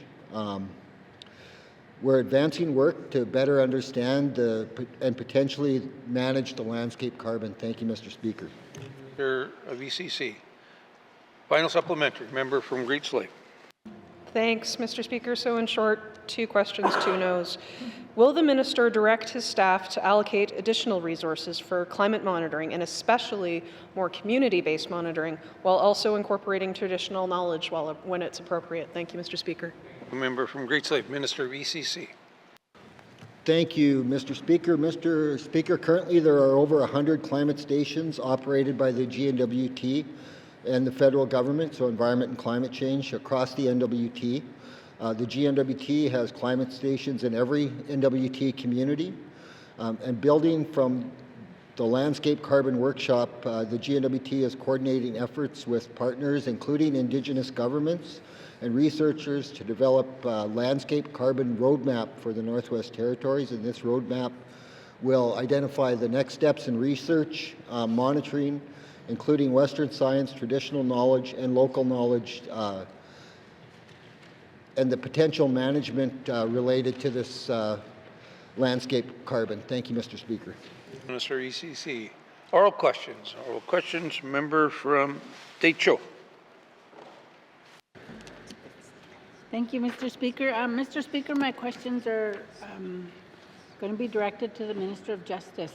Can the Minister explain what steps the GNWT is taking to prioritize and support safer communities in the Deitcho where crime and social issues are reaching crisis levels? Thank you, Mr. Speaker. Minister of Justice. Thank you, Mr. Speaker. Mr. Speaker, I certainly feel for the member and the impacts that her community and many communities are facing across the Northwest Territories. Our government has taken many steps to date, and we have many steps coming forward as we progress with different pieces of legislation. The Trespass Act, the Civil Forfeiture Act, the SCAN legislation are tools that are on the landscape that will help support communities. I have been engaging with small communities, getting feedback and response from those communities to address what their immediate needs are and how we can work together. And I think a lot of the tools that we've put into place through the RCMP, additional staff and Tamatkoat sabak site isumaleotigi veluk pakatka nunalani dot apexokluit tutkixaudik site tap konona tutkixaudik sangit Inuit perlayuat ikayodik site Huineni Davyuma Minister Decho Government Tapgot Sivuniotingit Ikayola Nakpagit Sivuniotic Sitigo Tapgot Ikayotic Sangita Nunamingne Huineni Daimana Prevention Tutkeomanek Tutkik Saudi Sivur Leot Damna Sivur Lakbag Tapgot Imana Avalit to make them and Savakati Gluta Avalit to make Savang night of Ekayuk Karnata. That's what Emana Damapta Takumayak Sarayaptigo Ekayo Kati Glut Ekayo Kati Glutas Ismaleo Kati Gluta to kick out Exau Tamachuma Sivuniptingne Inone exciting. Tamatkoat Inuvialuktun perlayuat nunalaptingne Tamanna Sapeksarna hilluarmat nunaptingni sumilekha Dechome Koyanaine Tavyuma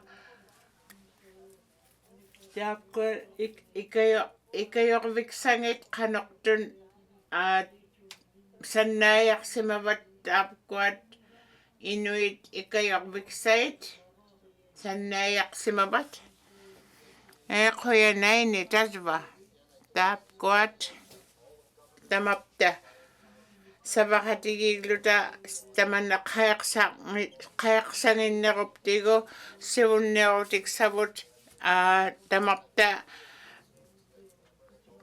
Takogaptigo Damna Sanayotiksa Isamaleotiak Sarigaptigo Tap Konanga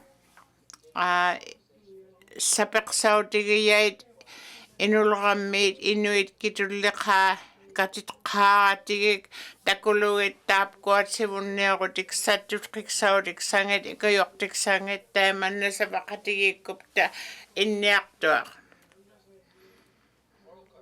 Apexudit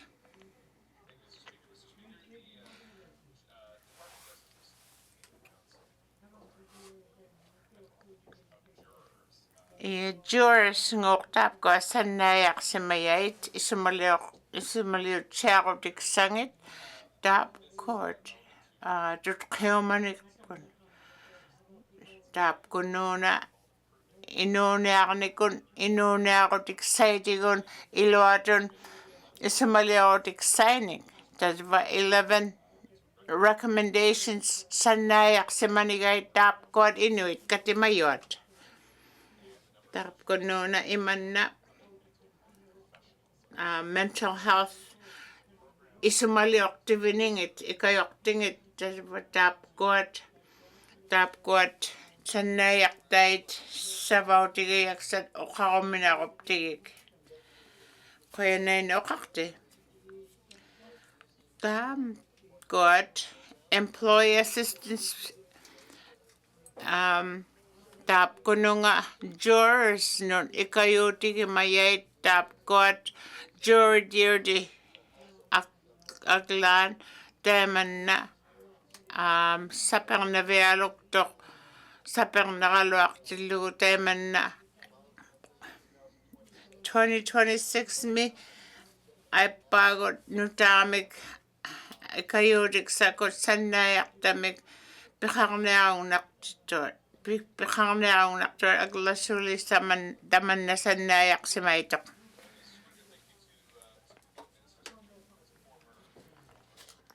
Tap God tap gonna damn ilani jurisdicta ikayong niluk simayat ka iskayong niluk simayalot ka aglan nunavut teman na akiliw siya katakpagtod nunalanis ay pagod tam na juris nun sabi takto tap god akiliw siyagat ang igliyo mektak nakpatik aglan tam na apaksoda tam na ila $80 miki walak dun inman aglan tam na ukaw sa kalaki kibri aglan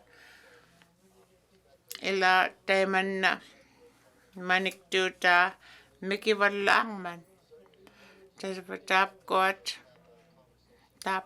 ikayo tiksagon tap yumuna ukaw sa kalaki potus kiksaw tiksagon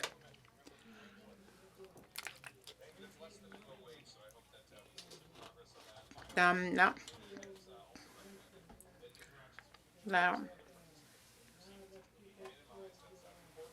Special parking spaces, access routes, and including secure areas where jurors can be alone to recharge after hearing difficult evidence and testimony in the courts. Will the minister make the necessary changes to the Yellowknife Courthouse and on community circuit as well, ensure that those kind of provisions are in place to ensure that jurors are so minimized from any kind of conflicts with individuals in the proceedings? Thank you, Mr. Speaker. Valet parking. Thank you, Mr. Speaker. Mr. Speaker, I'll speak first primarily to the Yellowknife Courthouse, and we do have plans in the capital plan coming forward. That part of that plan is to address a more secure parking area. I don't know specifically, as I sit here today, if it will include juror parking, but certainly happy to take that away as well and look at what that could potentially look like. As well as, I'm familiar with very few courthouses across the Northwest Territories and what those facilities look like. But again, I think in our rapidly changing world and our increased level of violence that we see on many, many fronts, I'm happy to again take that away and have that conversation with the department and see what potential solutions could be looked at. Thank you, Mr. Speaker. Minister of Justice. Oral questions, member from Yellowknife North. Thank you, Mr. Speaker. My questions are for the Minister of Justice. So every year, the NWT Rental Office makes many of the same recommendations over and over on ways that the Residential Tenancies Act should be changed to better protect both tenants and landlords. Has the government formally responded to any of these recommendations? Thank you, Mr. Speaker. Member from Yellowknife North, Minister of Justice. Thank you, Mr. Speaker. Mr. Speaker, although no formal response has been issued for these recommendations from the NWT Rental Office, the Department of Justice has committed to undertake a review of the Residential Tenancies Act during the 20th Assembly in response to the annual report of the rental officer and the reoccurring issue of illegal activities in public housing raised through various channels are certainly one of the key reasons that we're undertaking this work. Thank you, Mr. Speaker. Mr. Justice, member from Yellowknife North. Thank you, Mr. Speaker, and thank you to the Minister. So I'm interested if the Minister can tell us some more details about the timeline for reviewing the Residential Tenancies Act and how the scope of the changes to the Act will be determined. Thank you, Mr. Speaker. Member from Yellowknife North, Minister of Justice. Thank you, Mr. Speaker. Mr. Speaker, the Department was hoping to have the Act reviewed by the end of the summer of 2025, but this review has been delayed primarily due to capacity challenges, and really those key changes that we've made is we've really focused our resources on the three key pieces of community safety legislation, the Trespass Act, the scan legislation and the Civil Forfeiture Act, and this has slowed the timeline for the review, conducting the review of the Residential Tenancies Act. We have started that work, however, and there's plans to do engagement with stakeholders on the Act before the end of the fall of 2025, and I realize that that's coming up fairly quickly. And this review will form the amendments to the Act in the 21st Legislative Assembly. Thank you, Mr. Speaker. Mr. Justice, final supplementary. Member from Yellowknife North. Thank you, Mr. Speaker. So I realize we define our seasons in pretty broad terms here, and there are a few leaves still on the trees, but we do have snow on the ground. So I would say fall could be officially deemed over. Finally, what is the government doing to ensure that tenants are aware of their existing legal rights, including providing enhanced access to legal aid supports? Thank you, Mr. Speaker. Member from Yellowknife North. Minister of Justice. Thank you, Mr. Speaker. Mr. Speaker, so it's important to recognize that the rental office is a judicial body that adjudicates the Residential Tenancy Act to both landlords and tenants. We've recently made some changes to have friendlier applications to the rental office for landlords and tenants, which are now available online. We've updated policies and posted it online for greater transparency. We have a handbook posted that explains the rights and responsibilities of landlords and tenants. And upon request, the Literacy Council and the Francophone Association has provided information sessions.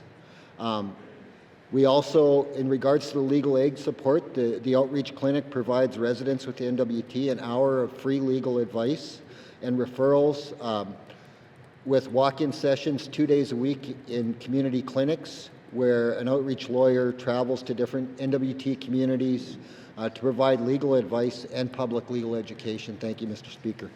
Minister of Justice. Oral questions. Oral questions. Member from Inuvialuktun. Thank you, Mr. Speaker. Mr. Speaker, following up on my member statement regarding the Inuvik Airport runway extension project, again, the great work that's been done so far, I'd like to ask the Minister of Infrastructure if he can give an explanation of or a breakdown, I guess I shouldn't say explanation, of the commitment going forward and timelines to get this project finished, Mr. Speaker. Member from Inuvialuktun, Minister of Infrastructure. Thank you, Mr. Speaker. So the Department of Infrastructure has been working closely with their partners to complete this project at the Inuvik Airport. This is a strategic airport, as the member stated, for the Northwest Territories for numerous reasons, and also the interest of D&D. We're continuing to work on the runway extension and work with our partners onto the interests of the area, and we'll continue to work with them to complete this project, as it is an important project for the government of Northwest Territories. Thank you, Mr. Speaker. Thank you, Minister of Infrastructure. Member from Inuvialuktun. Thank you, Mr. Speaker. Mr. Speaker, I understand originally in the original plan that the paving of the runway, which has now been complete, the runway itself is constructed. I know there's some ditching required to be done still. Paving was originally scheduled for 2026. I understand that paving now has been delayed to 2027, possibly later. Can the Minister speak to why there's a delay in the paving project? Thank you. From Inuvialuktun. Tawi ma Minister Kuliala vau soking of vau mga tamanna pavement sa vau diksa. Paving tasva tapkot imanna ilane permafrost kek sakanak tikitarangan tasva asin tapkot utakhimayat tamanna nutkak pankisen ingutang masuli atani nuna tasva suli imanna 1 foot na ijirigi nuna suli au mawang man tasba na iluato tapkot asphalt ilitin nago teman na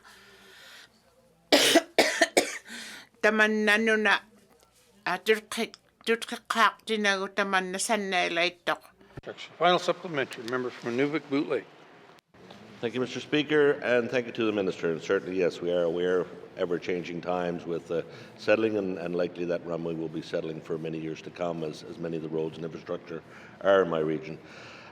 Given that, Mr. Speaker, and these delays, can the Minister speak to the communication between both the contractor, the Indigenous governments, and all the proponents, including the town of Inuvik, for information purposes, and these delays, and having that communication open with them as well, so they're aware what's happening as the project moves forward? Thank you. Member from Inuvik Lake, Minister of Infrastructure. Yeah, thank you, Mr. Speaker. We continually work with our partners, including D&D, in communicating the status of the project. I'm quite certain they're aware of the issues with the ground and the problems that we're having with that, just to settle it. So yeah, the department works with the Department of National Defense and communicates with them the status of this project and you know, the path forward. With regards to the town of Inuvik, I'll have to find out from the department of what communication has been sent to the town of Inuvik in regards to that. I'm not 100% sure on that form of communication. But yeah, we have a good working relationship with the contractors. The contractors have done some great work there, and we continue working with them to improve the Inuvik airport for the area. Thank you, Mr. Speaker. Minister of Infrastructure. Oral questions. Oral questions, member from Trinidad Willety. Yeah, thank you, Mr. Speaker. Mr. Speaker, my question is to the Premier. In the recent months, there has been a lot of lobbying with Ottawa and to protect Jordan Principal's funding, along with council leaders. Can the Premier update the House on what he and his ministers heard and achieved at these meetings to protect Indigenous children's education here in the Northwest Territories? Thank you, Mr. Speaker. Thank you, member from Trinidad Willety. Mr. Premier. Thank you, Mr. Speaker. I'll do my best to answer. I might hand it to the Education Minister at some point. But I will say that Jordan's Principal has been at the forefront of our discussions with the federal government since this announcement was made to change the program. I've spoken about it to the Prime Minister. I was very direct with him about the impacts on the territory. When we went to Ottawa as the Council of Leaders, we collectively spoke to the federal ministers, Minister Chartrand, Minister Galmasti, Minister Alti, about Jordan's Principal. Tapquat mane GNWT savaktingillo tamatkollo nunalaptingne civil tapkunona ilisautritigiaksait imanna atutago Jordan's Principal. So tapquat ilisautritiginegate tamanna imanna ilisautrigilaqarlugu tapkunani tamna. Das war asin. Tamanna uqauseriblugu tamanna ovapkuttaarmaani inuuniautikput inmigoqsimamman. Das war tapquattaaq ilisarneqsivulleq tamanna takumayaaqsaagaptigu. Taviuma premium uqallautigillaks lavaung taviumuna soq imanna ilisarniksa tamna Jordan's Principal atoqlugu. GNWT tamanna government tapquat aglan tapquat ilisaujitik tapquat inuinnait maani inanmeneq inuit maligaksaitigun tamanna government tapkununa ikayudik sabut tsannaayaqsamayut ikayuqtaptingnun inungnun quyanainne tapquat ilisarvit Jordan's Principals tapquat ilani maligaliangit inmikun nunaligit maani tamna ikayoqlugum Jordan's principal atok sa ikayul labisiw. Premier. Kaya na yun Dam na. Imanok ang nekton. Tapkot. Ikayo sa aglan. Premier. Tayo matitigot sibon niyok daw napta. Aglan tapkot. Tap kuno na financial management important kisyan 14 million tap kuno nga tap kot sumilaka ministanen tap kuno aglan tap kot tayman na ubang so tayman na ilisak si manginama o kaudigilugi tap kot kisimik in mikon federal government tap kot in miko sanayak sa mayon. GNWT asin tayman na malakkalak pagay tap kot $60 million tap yung mga pilay kitbot tap kuno nga tap kot malakkablo tap kot council leaders tayman na tap kuno ni iman na okaw sa kalutigo.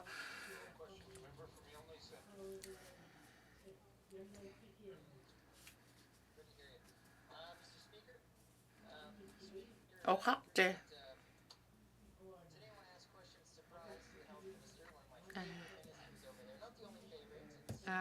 Minister mo taking apexoti gineriga. Tama nga.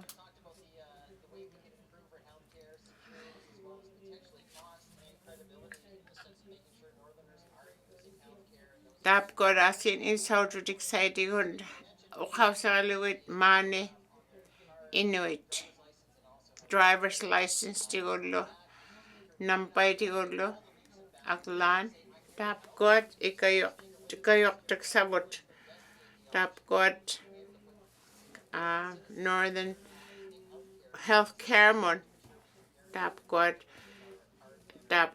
asin malik kalugit aksalod takpat health care digon. Tamna ilap tamna Alberta me kanak simayait tap kununa kanaktun aksalo sa kayanan tamna okaw sa yaka Edmonton me Alberta me kaya na okakte.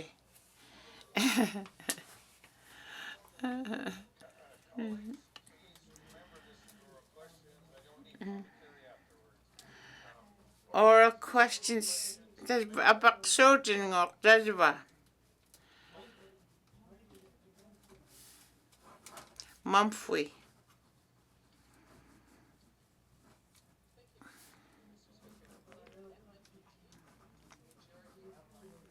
Mani nunapting ne.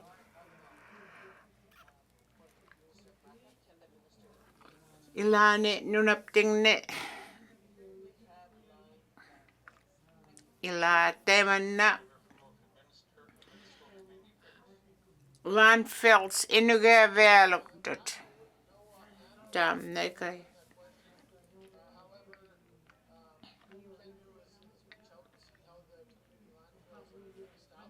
Kanaktap ko landfills. Tap yun na ilan tigons ay man na nagyaksaktaw si mga ito nunangan ne tap ko land amuyak nunamin landfills. Nunap teka ba mga ita sibon niyok titi taman ngalat si mayay.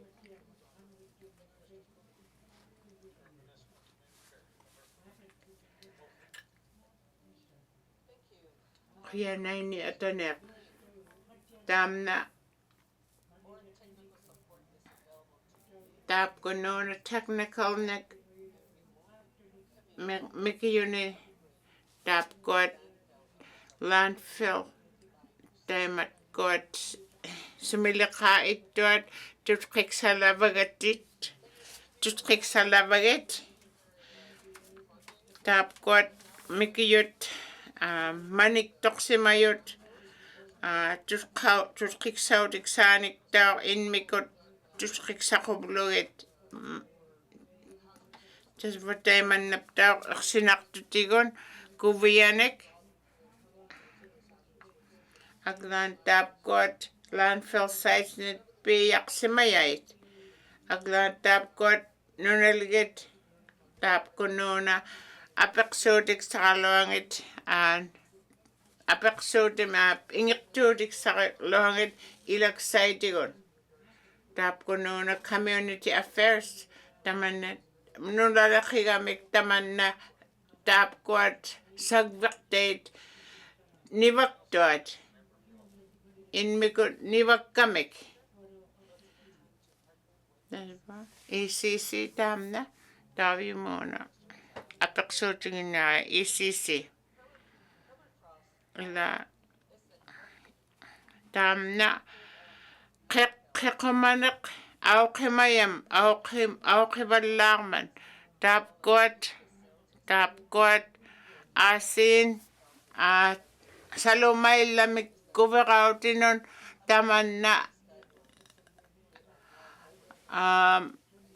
20 years sipillugu utuqqituat taapkuat isumaqaluginaqiuat salumaillanik kuverautit aglan taapkuat maligaliavut taapkununa tutqiksautiksanik tamanna isumaliorniartugut aglan taapkuat nunaligit inmikut sivunniu tiksamingnik sannaajaqtuksaarluat water license tigut tamatchumuna clean chume taapkuat tau aippaini Northwest Territories minunaligit taimanna maleqqaliat tamatkuat tutqiksautiksanngitigun inmikut tau isumaliortuksat aglan talva toll-free number tasvani oqoqumiyaavik sanganittoq qainainni municipal community affairs frame lake min apeqsuutit qainainni uvva minister tourism Development of an economic vision and investment strategy by the department. Thank you, member from Frame Lake. Minister Vaitiai. Thank you very much, Mr. Speaker. So, Mr. Speaker, work on the economic vision is underway within the Department of Industry, Tourism and Investment. It's important to mention to the member that this document is not a strategy. It is intended to be an aspirational and values-based document, but not a prescriptive plan. Really, it's a guiding framework for the territory, ensures we're aligned, and ultimately ends up being our combined elevator pitch, if you will. Thank you. Member from Frame Lake. Thank you, Mr. Chair. Mr. Chair, Mr. Speaker, I would just note that in the government's response to the 2025 environmental audit, it very specifically says in writing that it is a strategy. I'm curious about this, and I guess I would just ask the question, what is the point of developing a vision if you don't have a strategy to implement it? Thank you. Member from Frame Lake, Minister Vaitiai. Minister Vaitiai. Thank you very much, Mr. Speaker. So, Mr. Speaker, in conversations with multiple entities, it was raised to the government of the Northwest Territories, including myself, that really what we needed was a combined way that we talk about the Northwest Territories and that we talk about our aspirational goals and where we're headed as far as economic development and as far as developing ourselves and investing in ourselves as a territory. And what we needed was a common elevator pitch that we could take beyond the borders of the Northwest Territories. And what ultimately this document would do would be to align the strategies that we're putting together, whether those strategies come out of housing, whether they come out of health and social services, whether they come out of the Department of Finance, so that they all fall under a common vision for the Northwest Territories and a common goal. Thank you. Minister Vaitiai. Final supplementary. Member from Frame Lake. Thank you, Mr. Speaker. Mr. Speaker, what is being done by staff who are developing, I'm going to keep referring to it as a strategy, the new strategy responds to the concerns raised by the 2025 environmental audit about effectiveness of previous strategies. I won't go into the audit here. A member from Framley, Minister of ITI.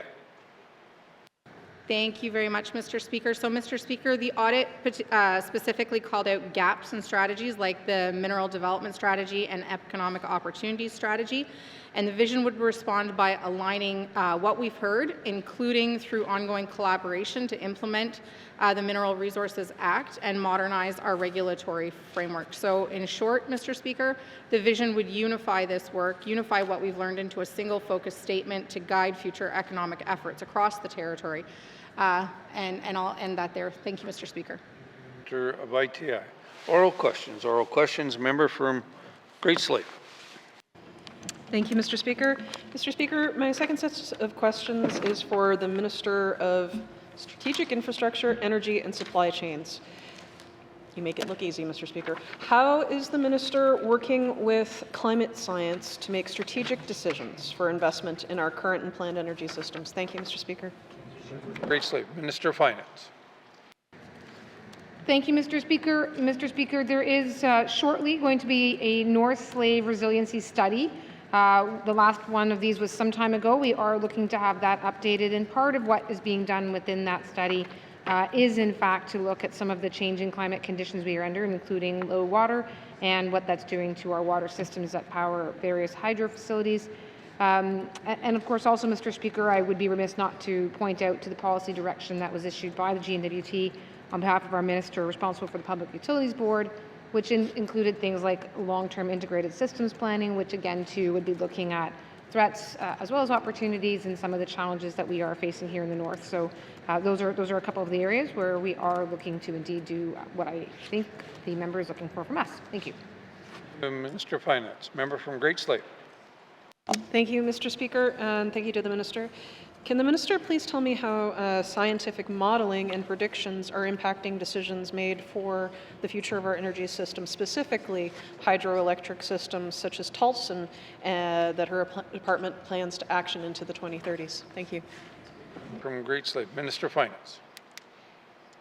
Thank you, Mr. Speaker. So certainly scientific study is going to be a significant component of the planning work that goes into Tulsan expansion, as well as the planning work that's going to have to go into the integrated systems planning more broadly.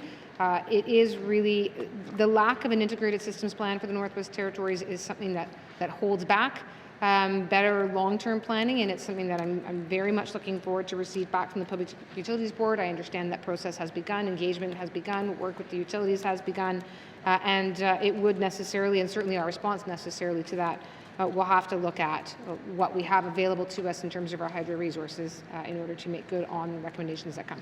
Thank you, Mr. Speaker. Finance. Finance supplementary. Member from Great Slave. Thank you, Mr. Speaker. The Minister has spoken previously in the sitting and mentioned it earlier in her answers that she has directed her staff to understand the resiliency of our hydroelectric systems. Can the Minister outline what will happen to meet our net zero goal if we do not meet our timelines to upgrade our strategic energy infrastructure and continue with the status quo? Thank you, Mr. Speaker.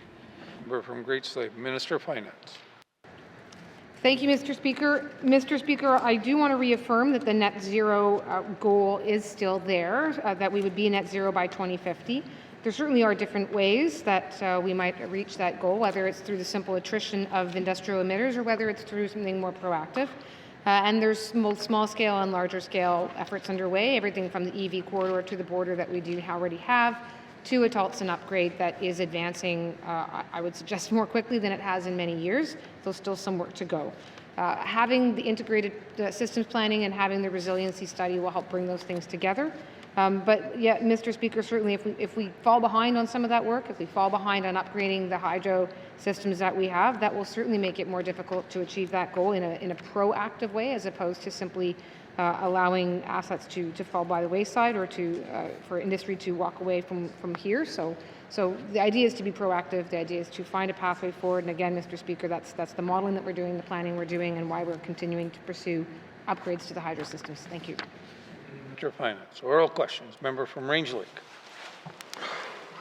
Thank you, Mr. Speaker. Mr. Speaker, as per my member statement earlier today, why are students in Range Lake being told that they have to pay late fees and other costs through no fault of their own due to the department's lateness in getting payments out the door to kids on SFA? Thank you. Range Lake, Minister of Education, Culture and Employment. Thank you very much, Mr. Speaker. Mr. Speaker, I want to start by acknowledging that this certainly would be very frustrating and difficult on the part of students who are really wanting to ensure that they're focusing on their post-secondary studies. As the member mentioned, student financial assistance has seen an increase in their applications this year. There's been a almost 20% increase in the number of applications for student financial assistance that have come through to the government. And even though the Department of Education, Culture and Employment did hire 5 additional staff in order to take on some of this increase in applications, we have still seen delays in processing those applications this fall. Thank you. Of Education, Culture and Employment. Member from Range Lake. Thank you, Mr. Speaker. Mr. Speaker, I appreciate that bottleneck has been cleared. That's what I've heard. But the question I asked was, will the minister pay for those late fees? Students shouldn't have to shoulder that burden because of a capacity issue. So I'll ask it again because the minister didn't answer it. Will the minister direct the department to pay the late fees and costs associated with these late payments for our students? Thank you, Mr. Speaker. From Range Lake, Minister of Education, Culture and Employment. Thank you, Mr. Speaker, and thank you to the member for bringing back the question. Mr. Speaker, there is currently, to be quite frank, no mechanism for education, culture, and employment to pay for those fees. The way that this program is structured is to pay a portion of students' post-secondary costs, but not the entirety of the cost of their post-secondary education. And so the theory there is that as soon as their student financial assistance would come in, that would reimburse some of their savings that they had to also pay for their for their tuition costs. Thank you. Minister of Education, Culture and Employment. Final supplementary. Member from Range Lake.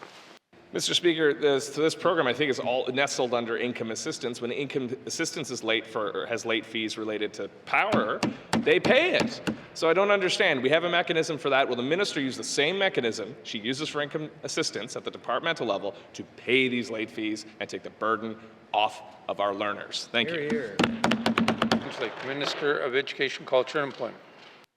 Thank you very much, Mr. Speaker. So, Mr. Speaker, while they are still both under the same division, they do have different purposes. They do have different design. Income assistance is a program that is structured around the basic needs of residents who would not necessarily have a mechanism to pay those late fees because education, culture, and employment is funding them based on their entirety of their basic needs, whereas student financial assistance is structured differently and also does have an expectation that students contribute to their post-secondary costs as well. Thank you, Mr. Speaker. Minister of Education, Culture and Employment. Oral questions. Oral questions. Member from Trinidad-Willity. Thank you, Mr. Speaker. Mr. Speaker, in March the 31st of this year, I made notes in regards to the budget. And the budget this year, we went from $2.29 billion to $2.5 billion. The deficit went from 1.7 to 1.8 billion. Our borrowing limit went from 1.8 billion to 3.2 billion, and the negotiable housing budget went from 41 million. So, Mr. Speaker, we have $1.751 billion on our visa overdraft. So I'm just thinking outside the box here, and my question is to the Premier. Can the Premier commit to work with ECE Minister, the Finance Minister, to see how the Jordan Principle cuts can be restored and to restore the exclusive education program funding that is much needed as soon as possible for students who need the help in our schools today? Again, our students and youth do matter. Thank you, Mr. Speaker. Mr. Premier.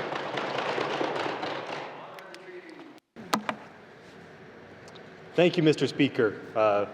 I have been working with the Finance Minister and the Minister of Education and all of Cabinet and the Council of Leaders to try and bring in more money for education, specifically related to Jordan's Principle and the Tapune Jordan's Principle maligalang ikayorniapakatka ilisarviittamaita nutaqqata inulammit tamatkoolu inernerit atuutiksaitigu tamatsimuna Jordan's principle. Trinity Williday. Okayanaini tapquat tamna inerniarpa wanga atu apaqsuutiga. Tapquat tapquat nutaqqat ikayoktaksat tapquat ikayoktuksammata nutaqqavut tapquat aglaan ila traders gledgit peqpagayatka pimmarlu taungittut ikayornia tapquat maani Canadami nalunayarmatik tapquat traders peqpagayavutamaita tradilgit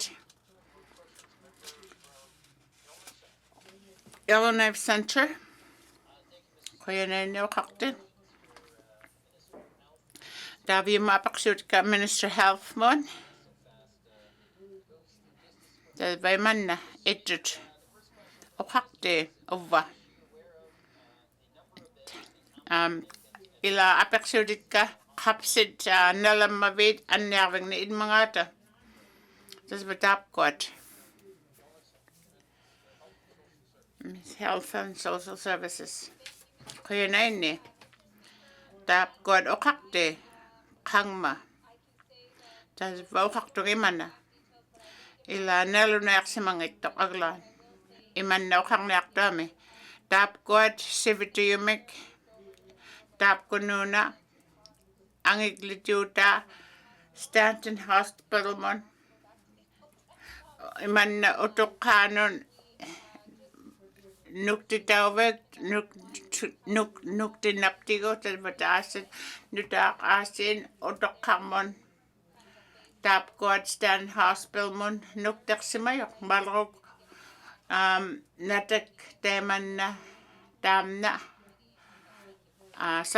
savak viliutia tapkununa aglaan ilismangit qaqapsiutilaangit iglarat aglaan tapquat tusaavigisvialukkit kataviumuna Evans tapquat long term inernerit taamna inivigimatsuk sule inuuniarvigimatsut qanoqtut 59 iglerit advanitpat igletit inuit taamna qanoqtun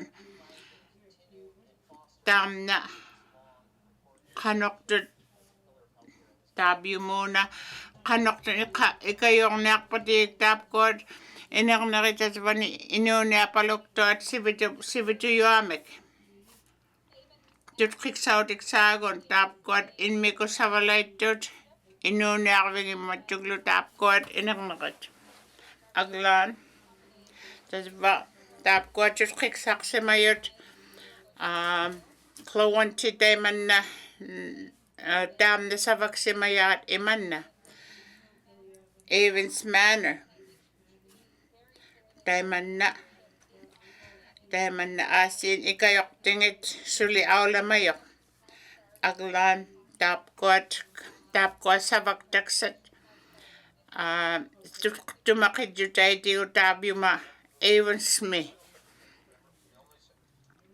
kingullermik tasvaapaqsuut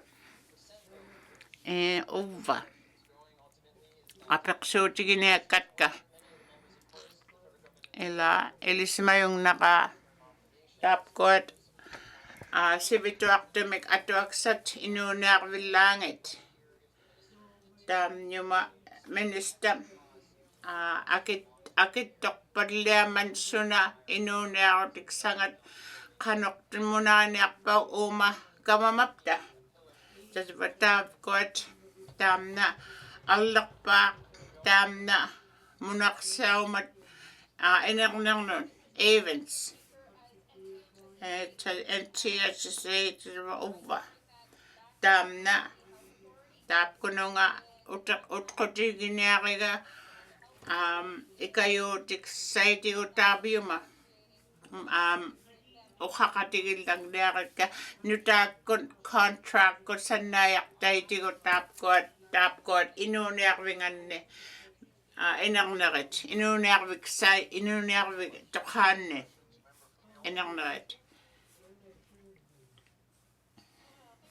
Kaya na ini ukakte. Tas va apaksotig sukka Health and Social Services. Dahil man na date show patients tigon ukak manoblok. Tas va ila tam na maklagiyaka iman na munakayak sakay tigo tam na ukak ta maklagiya iman na sabautik sa upa. Tapkot. Das var ni inunektot. Tamna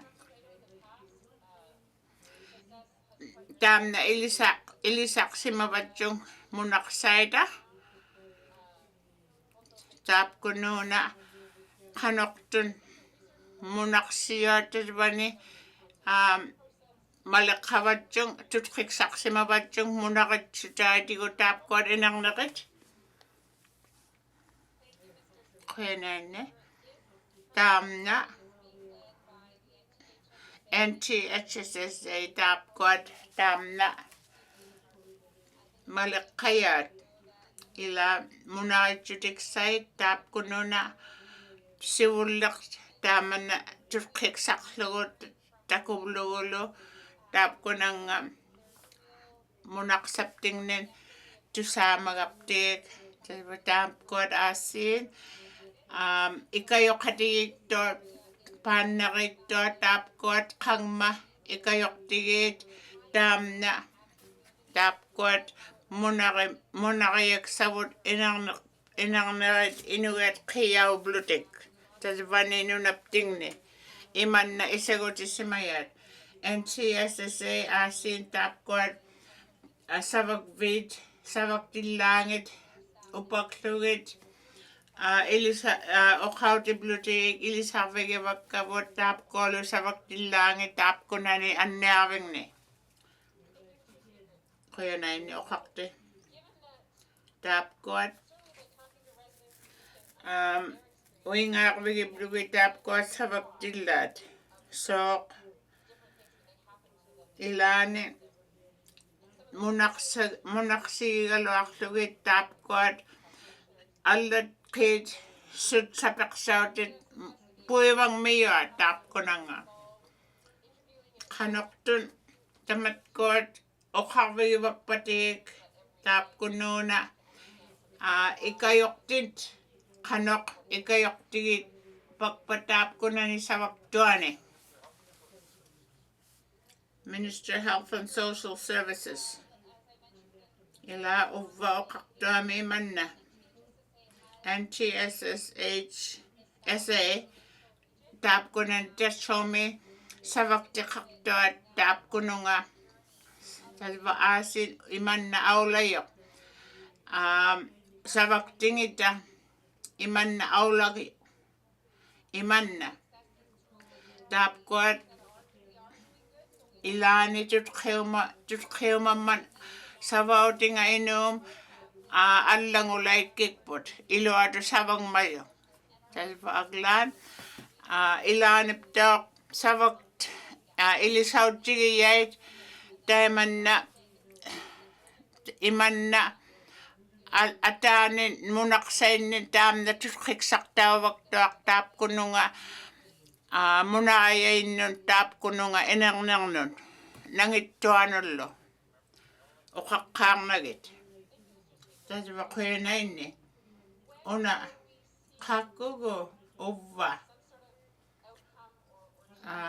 tabi muna allang usiniak pa kakugo allang usiniak pa yung daiman na tutkik sa mayo tutkik sa amin tas baaw lakiyat tap kuno na napaktuin mata iglum allanguta iluani inuni arvingata turkiksakloo tema tap god asin tumakayak sa tamat god tumakayak sa sanang matik tame asin tap god asin takun napsaklogo kak sutigo turkiksaudik sagon. That's what. Apaksudit.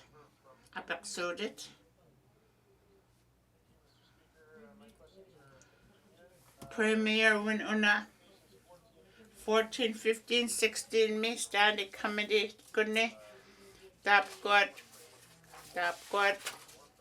collected tap god maliga excited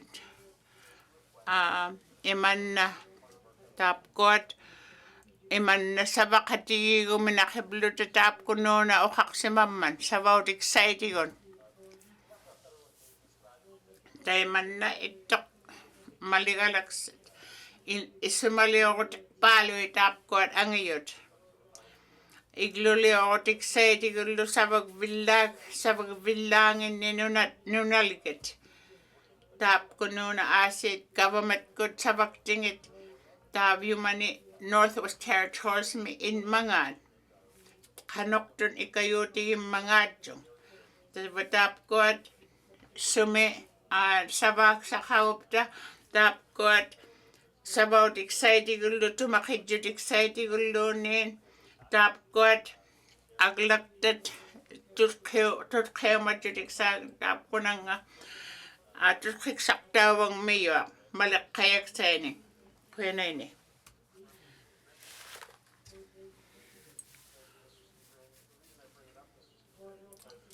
I'm suggesting that for some of the projects that they're advocating for to move forward, we need more capacity in our regulatory system. So what I'm asking the Premier is not just have you considered it, but would you consider bringing this forward as a change to the way we're doing engagement to help our system move forward so that the projects we're trying to advance can actually advance through the system? Thank you.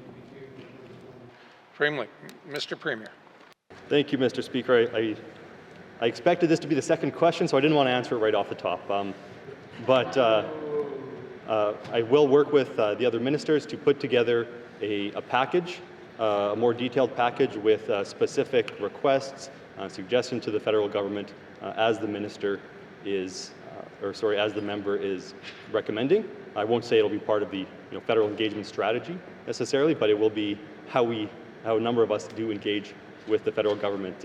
I think a handy reference chart that we can say, these are the changes that we need here to ensure that we're able to support mineral development in the territory is something important and will be very valuable. So I look forward to doing that work. And thank you to the member for raising it.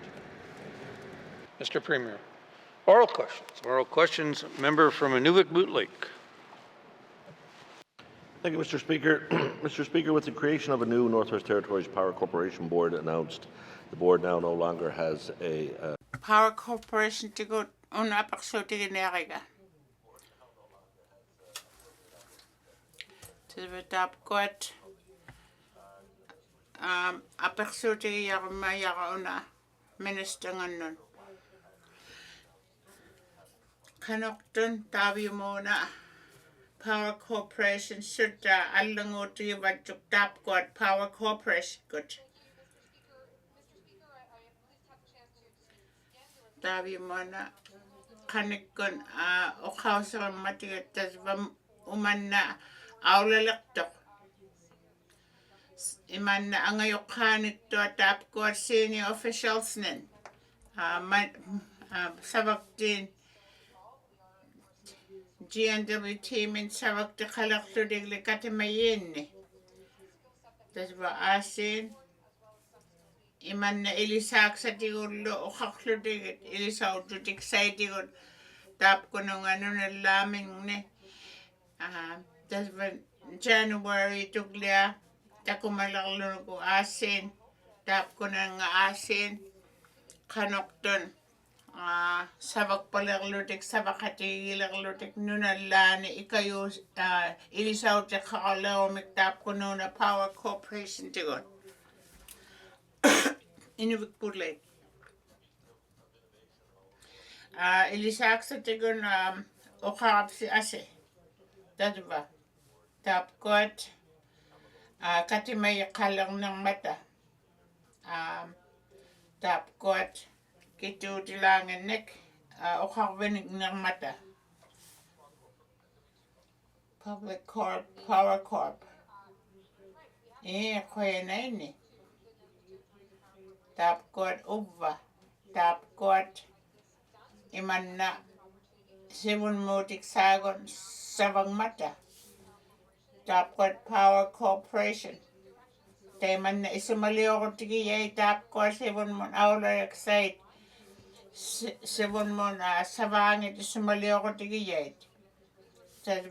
Tap kuno na kitut una kotilget. Una kotilget excited gullo iglulat. Tap kuno na asin.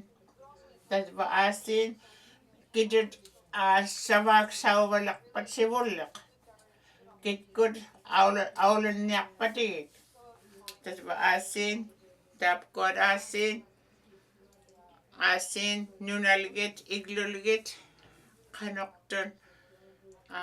Ilo kalamik tap kuno na atok tigiyay nun aulat kublugo ilo atun. Inuvik Lake. At sivutiap kuya suktang matamukabit. Aglan. Tolson mitadwa ilisimayugot. Kanokton. Talvane. LNG me. Tap min swangat excited go tap got aulan pat kanok. Ikayot excited go iman na aul ingnak to excited una kot exaw yunan.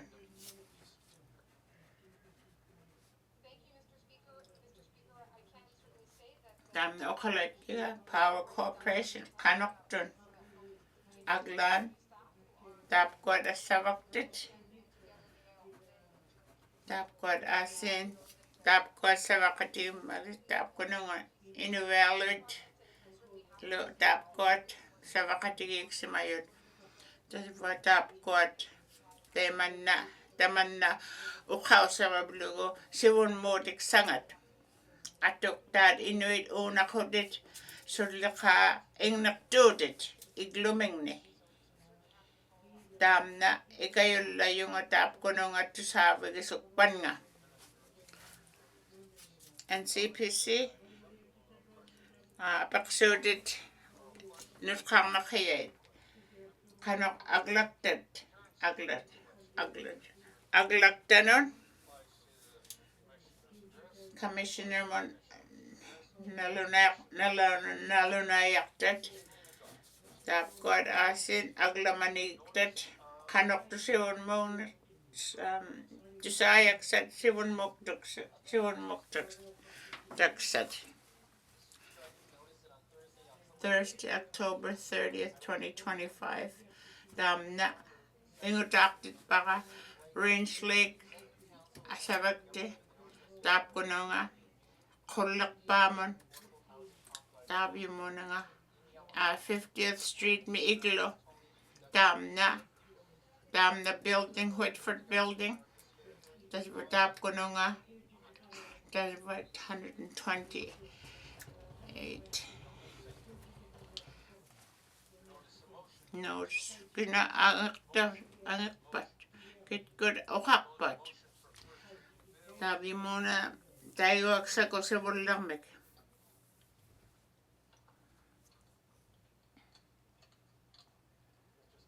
Okakte. Thursday, October 30, 2025.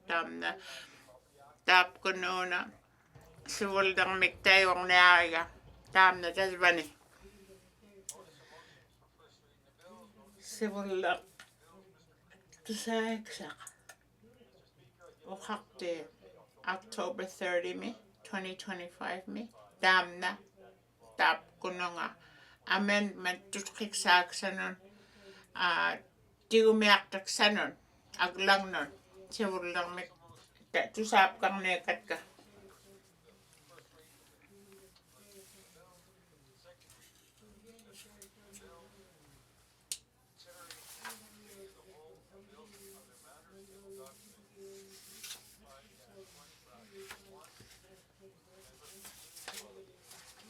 Sunny day, holiday.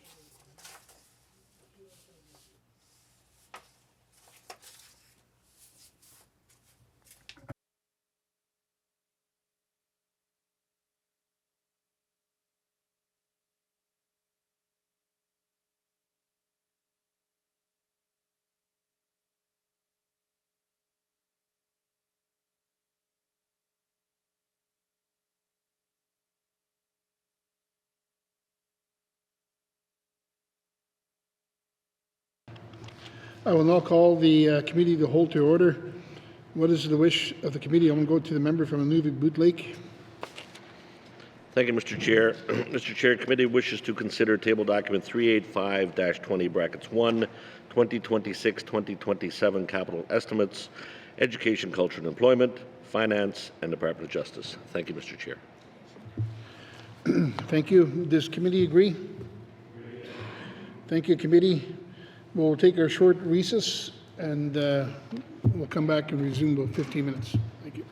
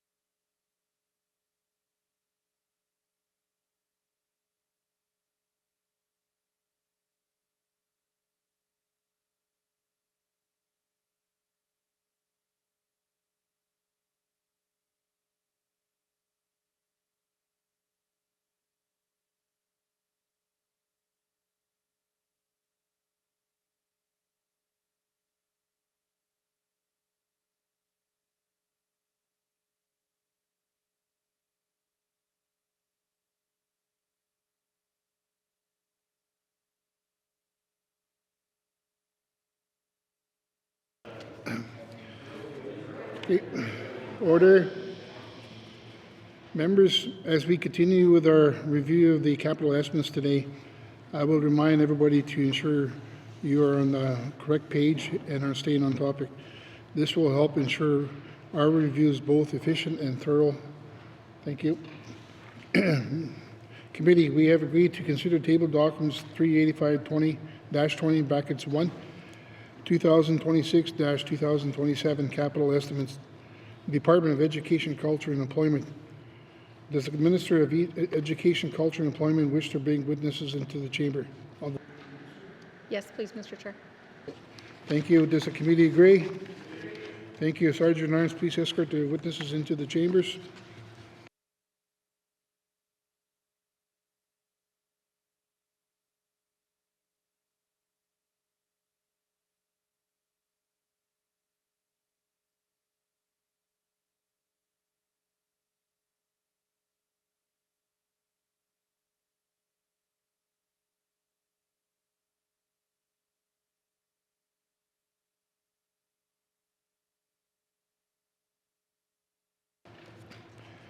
Okay, thank you. I'm going to go to the Minister. If you could introduce the witnesses, please. Thank you. Thank you very much, Mr. Chair. On my left, I have Jamie Fulford, Deputy Minister of Education, Culture and Employment, and on my right, I have Terry Lynn Lockstetter, Assistant Deputy Minister of Education, Culture and Employment. Sorry, Mr. Chair, my feet don't breathe. Thank you. The committee has agreed to forego general comments. Is the committee agreed to proceed to the details contained in table documents? Does the committee agree? Thank you. Committee, the Department of Education, Culture and Employment begins on page 18. Page 18 me ilisarnikon ukarbik. Page 19 me asin. Tap kunona asin bitkasingin ilisarnik saidigon. Ilisarnik saidigon ukaksimaya. Great slave min ukakti.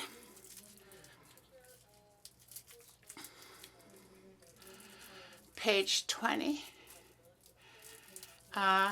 Kanoktun ilisarnit nutakatap kuar itpat. Kuyana nyokakti. Imanna Prince of Wales nin ilisarna karnaktot. Dalvag tap ko nang akinnaktot simayad heritage funds nin akinnaktak simayad.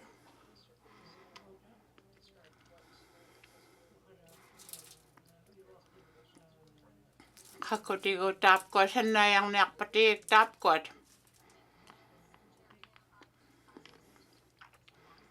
Laksa naman okaktineriga.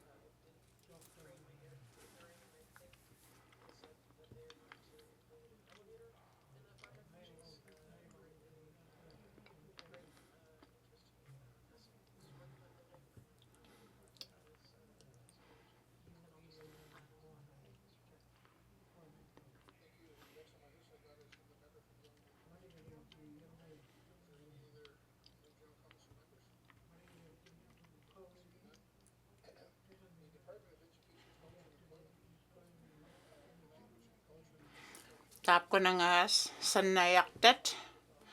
$4,500,000. Ikayoktot. Pit ko sitigon inuinait Inunaligit mani, Sibuli Inuit. Tabi mga apekso kakpat.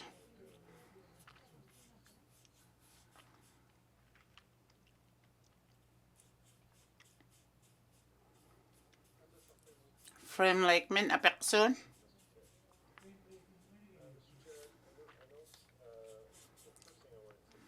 Tamna. Nan menek pimayay tigon apekso takang nakto nga nan menetigon. Ilisang net. Mani yellow knife me.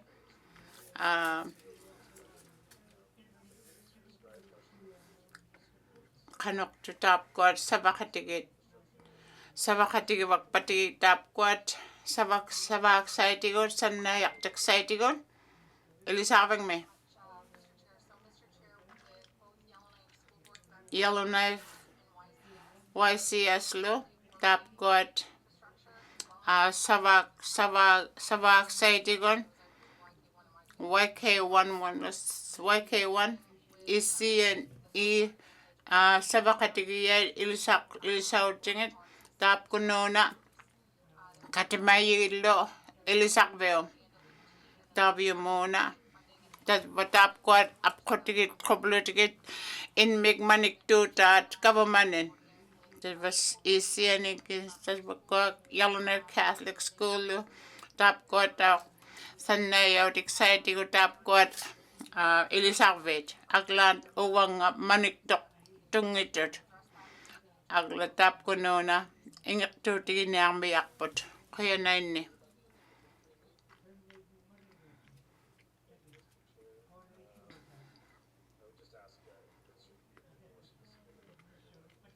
ay pwede ko na okang man okalak pa nalunarlugid okaw singit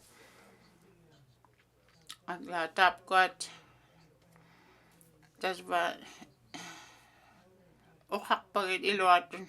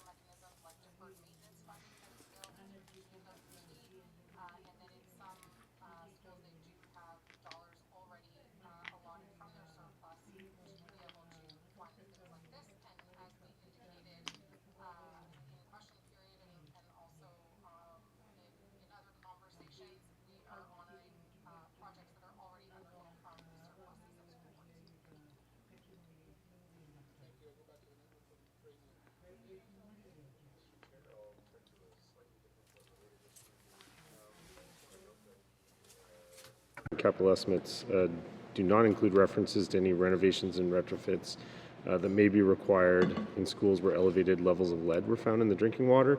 I won't list the schools, the members or the minister is aware of them.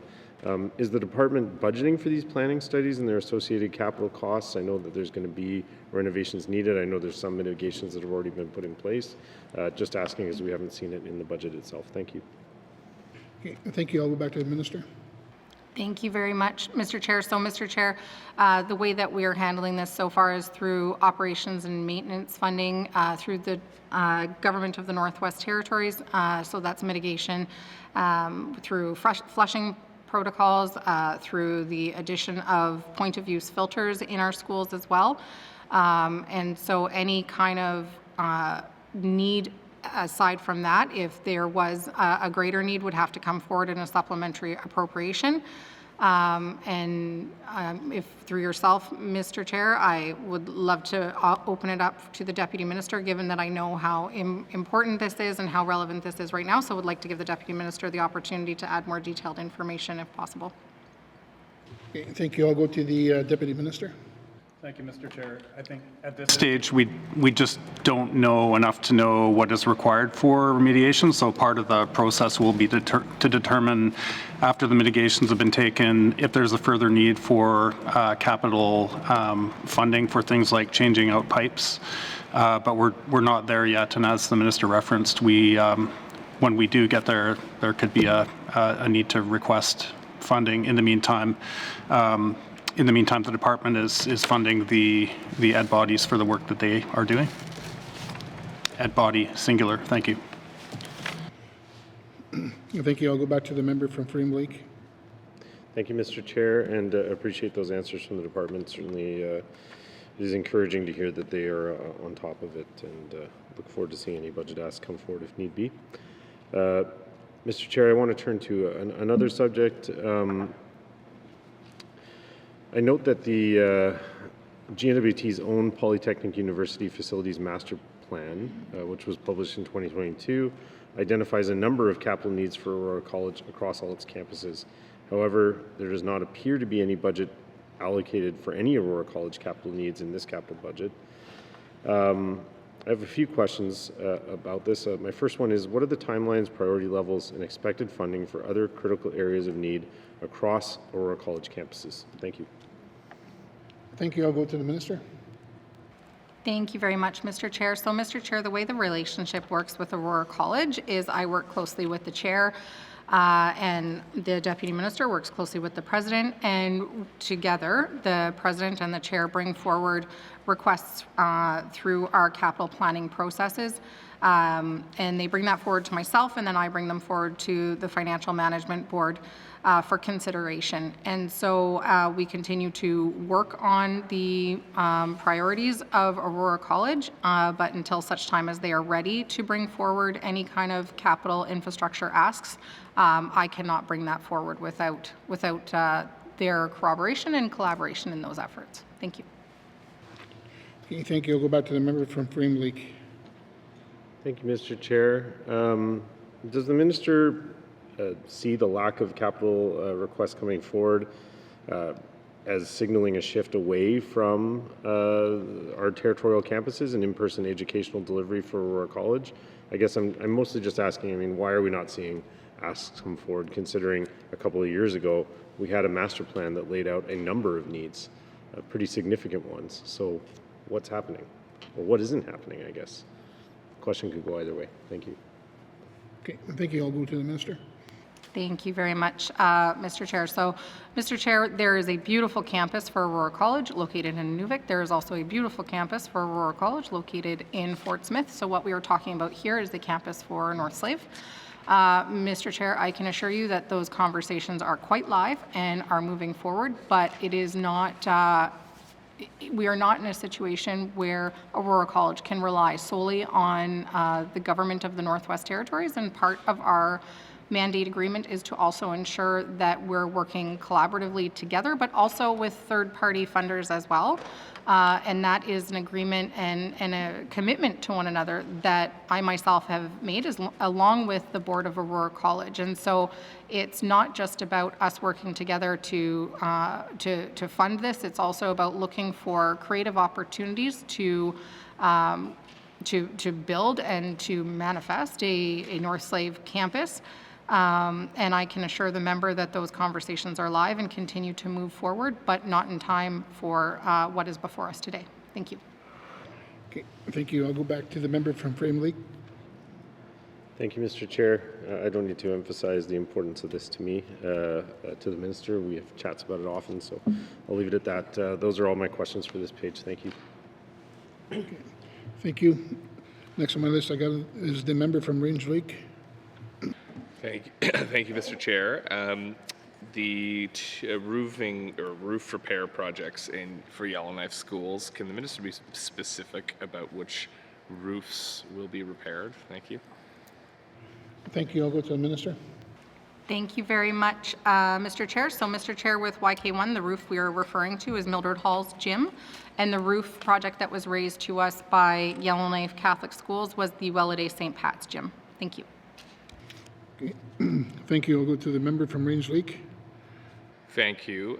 In the previous exchange of questions, there was a comment about funding mechanisms to pay for some of these renovations, and surpluses were identified. So my concern with that is that's what surpluses are for, of course, and Yellowknife schools, which is relevant to my riding and my work as an MLA, are also funded by taxpayers in the city. The new education assistant program, the 14 million program that the department has rolled out, has a caveat that surpluses have to be emptied essentially before that money, or in conjunction with receiving that money. The concern that I have heard, and not just from Yellowknife schools, but from all schools, is that will make things like renovations of infrastructure and facilities all but impossible. And in one of these school districts, the YK1 district, it's about 79 educational assistance positions. So we're not talking about one or two, we're talking about a significant expenditure to maintain these programs. So given that the surpluses will be drawn down to support these, if they in fact apply, is the department willing to be flexible on other sources of funding for infrastructure programs and repairs based on needs? Thank you. Thank you. I'll go to the minister. Thank you very much, Mr. Chair. So, Mr. Chair, I want to be very clear that with the expectation that school boards use their surplus to pay for the support assistance initiative, that we were very clear with school boards that we would honor any previous commitments that they had. So if a surplus was intended to be used for investment in a capital project, and they, were in the process of getting quotes for that, for example, a roof, and we're pursuing that we would certainly honor that commitment, and also have given school boards the opportunity to resubmit their operating plans as well as their intended uses of their surpluses. So flexibility is absolutely built in, and the understanding that sometimes plans change. In addition, Mr. Chair, wanted to also add that Cabinet recognizes that the cost of maintaining infrastructure is high and continues to go up, and also that our funding that is allotted to Yellowknife schools, because Yellowknife Educational District Number 1 as well as Yellowknife Catholic Schools maintain their own infrastructure. And in acknowledging that those costs have gone up, Cabinet has approved to be brought forward in our budgeting process in the main estimates in the new year, an increase to the operations and maintenance of the Yellowknife YK1 School Board and the Yellowknife YCS School Board as well. So that will continue forward through our normal budgeting processes, and if approved by the House, those dollars will be afforded to those school boards as well. Thank you. Okay, thank you. I'll go to the member from Range Lake. Thank you, Mr. Chair. For the water system remediations in schools that have identified elevated lead, will the minister commit that any remediation of infrastructure will be paid for by the GNWT? Thank you. Okay, thank you. I'll go to the minister. Thank you very much, Mr. Chair. So, Mr. Chair, there are expectations. It's hard for me to say a yes or no answer to this one because it really depends on what is required at the end of the day. The school assets of Yellowknife Catholic Schools as well as YK1, except for Sir John, are owned by the Yellowknife school boards themselves, and so it's their responsibility to maintain those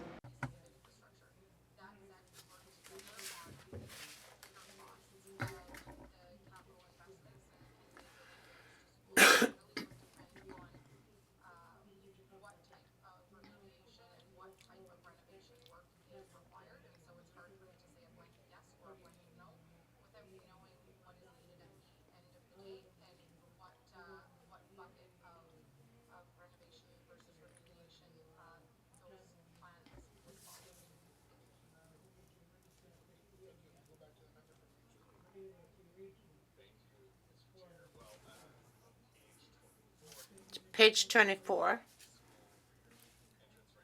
Damna apkotagon upkwane ilisakveo. Tasapata apkwat kiksalam manikpat ase. Tasapata apkwat sabaktaw niktapkwat kiksakpati aglan ubba. Tapkona angyat kiyagon apekso tigiyaka. Tapkona ni ase. Damna ilisakvek. Ilane ila monar nakiblune nat kane tap god wali McDonald school tap ila tam na tap imaktuta turk sa sauman ila tabi nane imanna turk sakta me 40 years napak taw ni tam na aglan imaktuta tam na sapak saudi giligat aglan tap ko na ni turk sa ni inman si bituak to me kangma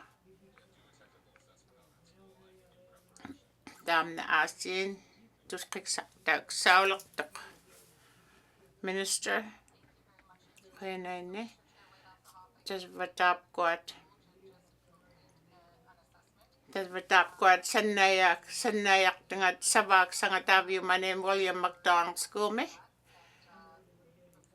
asin Sibuane Yellowknife Schools School Board tap kuat in mikut kisimik sanayak simayat sabak taksak tap kunan aglan teman no kaktot teman na sabakati tuksawap ta mani nunapting ni GNWT government katimayingin ni teman na okak simayuan ni tas bakaya na ni tam na tabi mo na okak tin ngama tap kuno na sabak sa tigot simunak tau gama tas ba tap kuat ilane tukik saktat sibituak tamik napayuan ni ilisakbeni tas ba tap kuat tukik saktak sa Inuvialuktun iman na piyak kong na ito akon ukiok tama tap kuat tamad jumuna apaksu baktuan ni sutigon taman na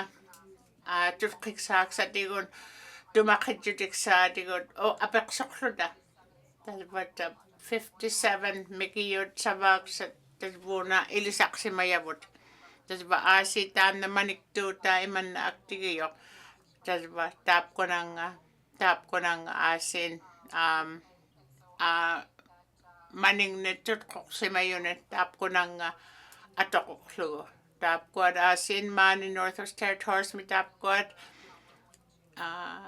kanok nan mga na cha alu tapwa sa baksat kakuti gumi kaya na ini okakti Inuvialuktun tas man in Northwest Territories me ilisak vet tutkik sa Inuvialuktun aglan tap ko nalunaitot tap ko nutakat agla tap ko nutakat ka ubani ilisak veng itot damna ila sabak saugalwak tap kuat inoktidat teman na sok teman na tap kuat sabak giyet ila isumalok tidait kanoktun damna imaktun tutkik sa kalwa isumalong naman aglan tabi mo na sabak sa iman na sapang naktagot imam apkotik sagot ilisak tagot sabak tak sa mayong tasba teman na ismaliokot kang matitap ko na kanoktun taman na tam na simmaw sang nakalok pa yung Minister ba tas ba o kakti ba tabi mo el sakbakan sabak sagot tas ba no YK1 me tas ba school board me o kakatigiyay tap kot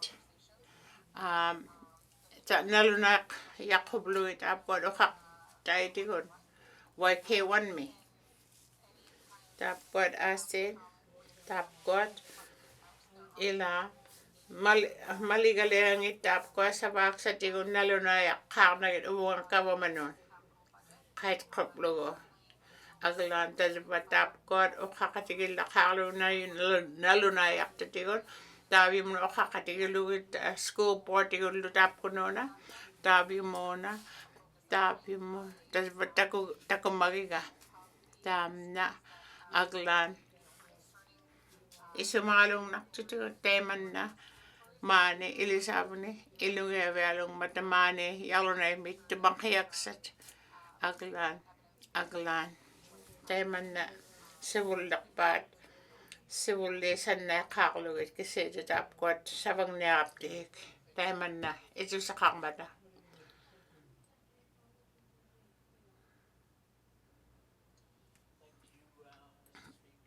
Kaya na ini sewulak apak page 22 me. Tap ko nuna sa waktit igluitigon.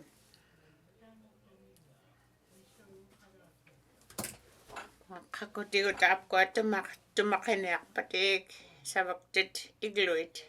Sa waktuat. Sa wakting ita. Elisaujit. Nila tap ko education, culture and employment. Tap ko manikdaw tiksago tap ko at makajudik sanik pimayot. Tapos tap ko tapos tabi muna ataw sa iglom 2026 me. Siya nakaktok tumakayak sa.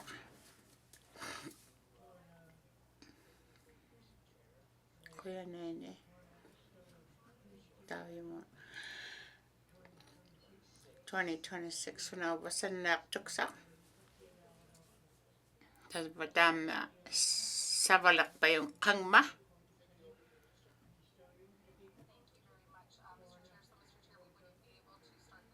Okay. Tam na. Capital budget nga angit daw ka tam na aula kilaitok kangma.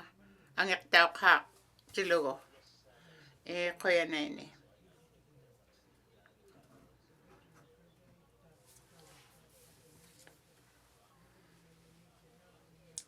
So now what is what? Okay, wait. Tumakijudik said, awalap ka na nakpatig, tas ba ako yun ang makpata. Okay ba? Kaya na ini. Tas ba tam na nalo na kaya na ini. I popped out, telling him isak dengan at SAS school. Tas ba pula kitap ko at principal. Tas ba tap ko at inmikot sanayak simayat. Tap ko at ilisakvik sangat repair shop. Nutakat ilisakvik sangat sanawang nikot. Tas ba akasi. Tas ba ramp min ang mayok. Tabi mo nga tap ko at asin ilisakto at tumakinang meg ilisaw to ti kaklutik asin.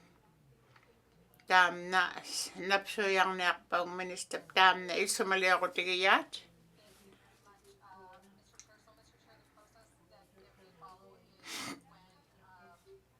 Ubamalak kabaktot. Tap ko na capital budget doon. Tap ko na ilisaw dyan utimon ukak bang mayawat. Tap ko at apaksaklugit tabi mga tap ko at asin. Inuvialuktun tas ba? Teman na iluatun. Malik kabagat iman na anang na ito akon. Tap ko at sabaw tingat napaktuy gumik. Muna kinaksun eh. Tas ba iluatun napakuklo. Piyak kong na ito akon. Tas ba teman na angik tilak ukakta ka. Tap ko nung tumakit yung bagat. Kaya na ini. Satu. Kaya na ini ukakte. Tas ba tam na ukakati na kaya. Tabi mo na apaksotigin na kaya. Manik tayo. Aglan to sayap ken. tazva naluna yauti tap kununa.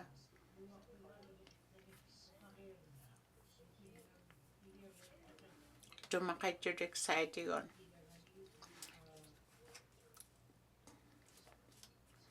Tap ko tumakajud excited. Oh yeah me.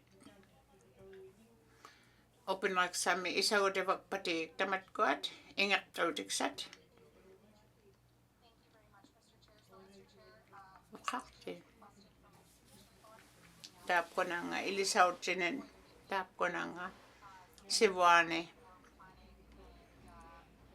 Sivuane sabaw tiksam sivunak palon ito sabi kisok pagawat tap ko at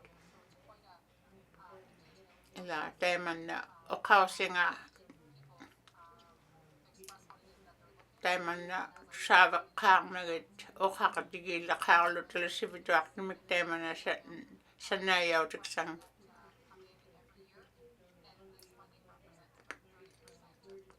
Yeah, terrible.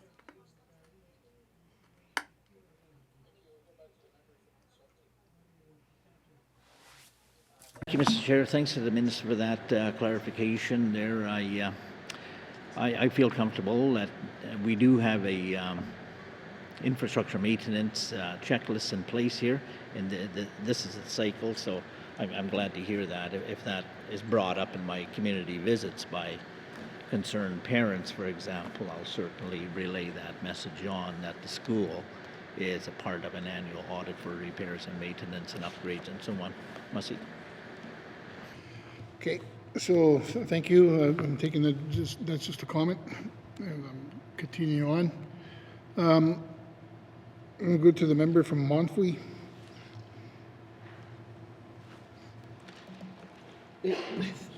Thank you, Mr. Chair.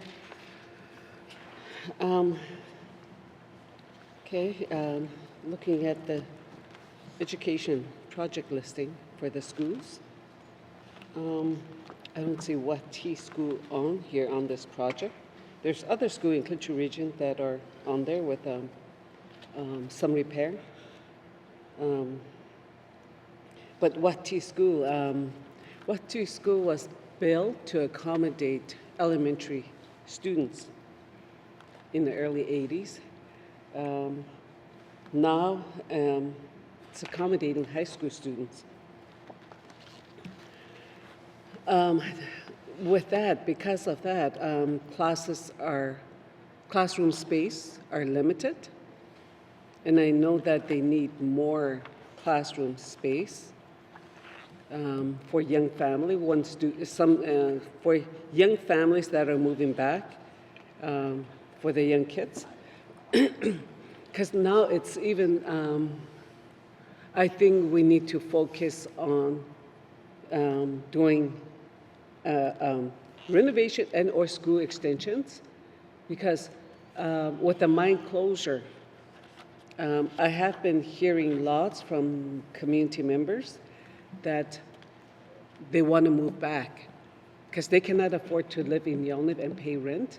It's not just in Yellowknife, it's from other places as well, where the mine workers living in in other provinces, they are inquiring about moving back too as well because they cannot afford the rent. So I know it's going to be an influx of our people coming, moving back. So I just want to ask the minister if they are engaging or working with the community government community chief or other organizations regarding school expansion or renovating or their needs on renovating the school or extensions. I know technical assessment needs to be done, so if there was anything like that done, so just want to ask the minister if, so what are they doing now to accommodate Wati, community of Wati regarding their school expansion? Thank you. Okay, thank you. I'm going to go to the minister. Thank you very much. Thank you very much, Mr. Chair. Mr. Chair, the information that I have in front of me here is that the current utilization rate for the Wati School is about 78% capacity is filled. And the school that we're currently focusing on in the Mofui riding is Chief Jimmy Bruno School, which is currently above 90% utilization rate. And so we are currently working closely with Clecho government on their plans for how they would like to see Chief Jimmy Bruno school renovation done in the future, and have worked with Clecho government, not just locally here, but also through advocating with the federal government as well. Thank you. Thank you. I'll go back to the member from Monfrey. Thank you. Thank you, Mr. Chair. CJBS, it's not a renovation. It's a new school we're asking for, the community is asking for. So I just want to clarify that. But there are Wati School. It's not just that, but I'm not too sure if this is part of the capital project where busing, if there was any communications or, with the community members, because with the community growing, people going back, going home, the community is going to go through what we are going through in Bichiko with that subdivision. We're building new subdivision in Bichiko, and Wati is going to go through that. Maybe Gamity is going to go through that. Wigwiti is going to go through that too as well. So so that's why it's busing is very important. And some of these project is very important for some of the small communities. I mean, in my writing,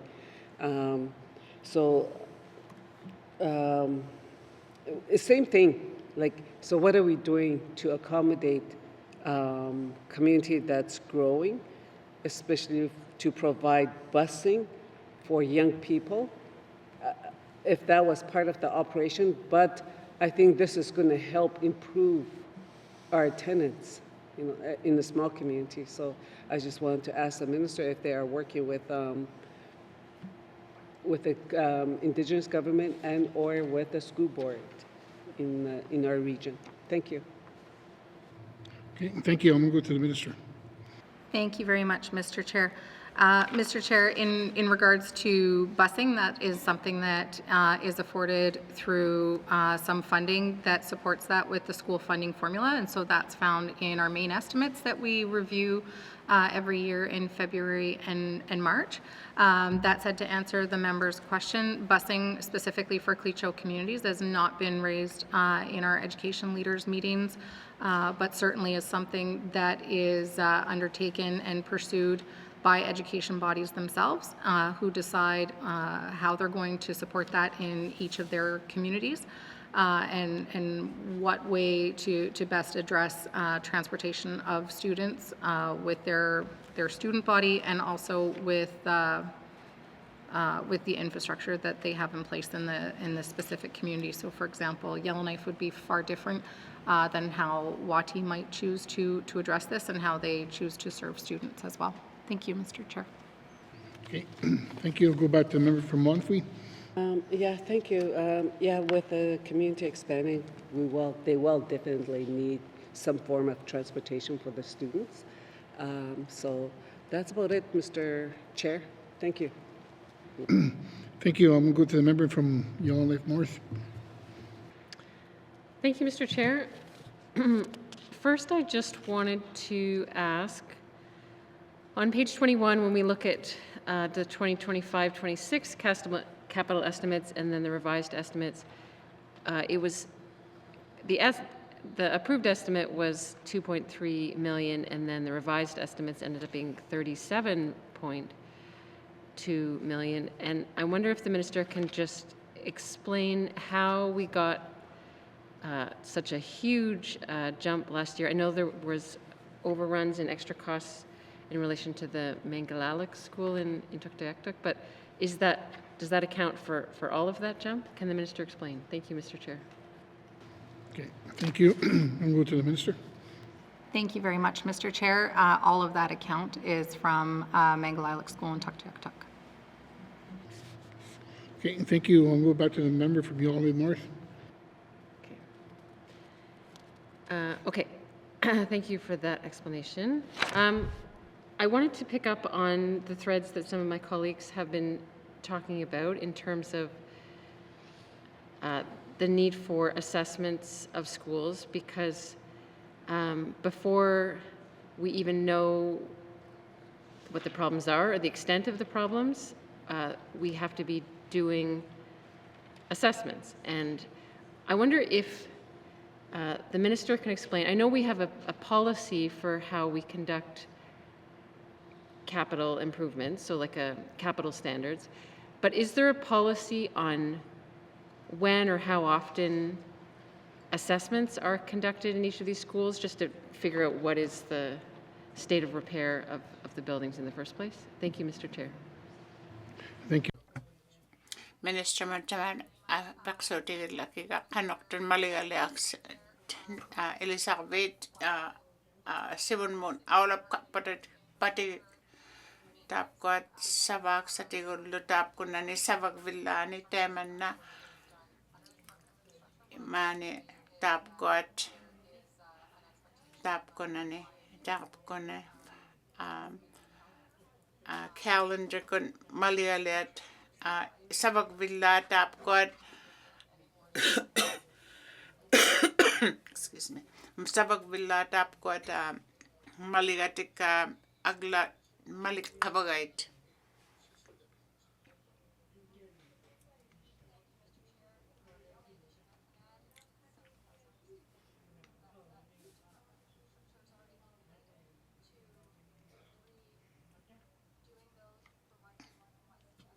Tam nag-o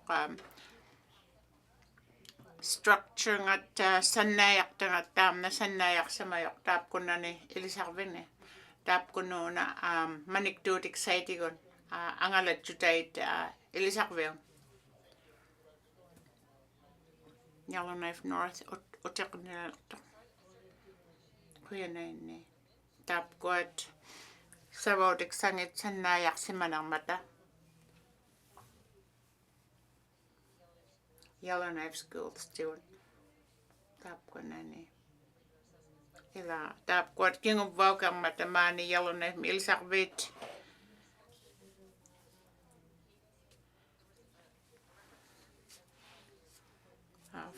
What you say up 5 years okay oktaman tumat kijudik sainik tu sabi gisukpak dot.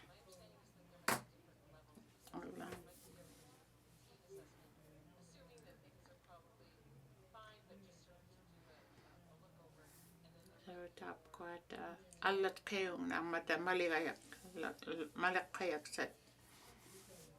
Uang ilitsoso sinaktung kat kanokton sanay o tinga tamatuma in mga okak bitaw ba?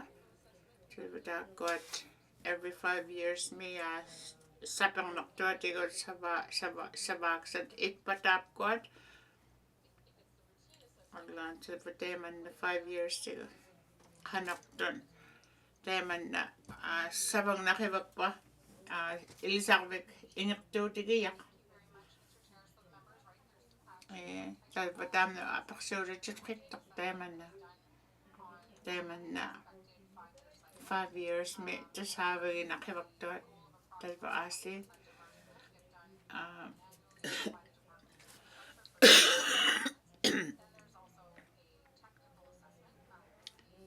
Inuget kaya 22 Elizabeth sabi bakabot teman na malak kablugutam na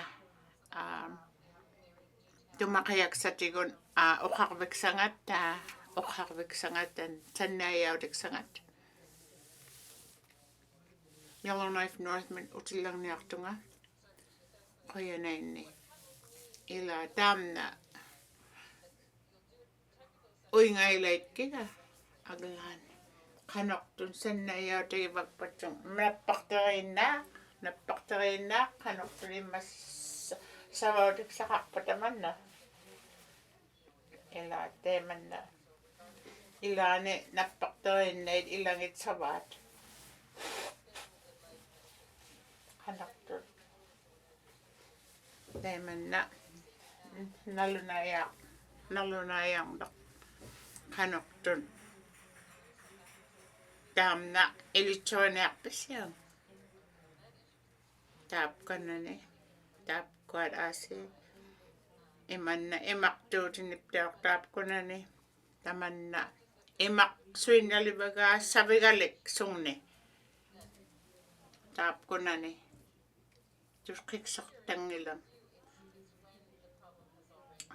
tajba isumaluti yakak isumaluti yak botamna imaktun utok kalivailuni imaktutingitap kuat ilisarvit klan ilismangitu sannayak simaitun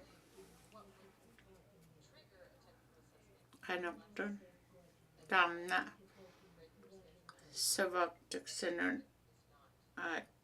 takunyak pisau kisar kakutigo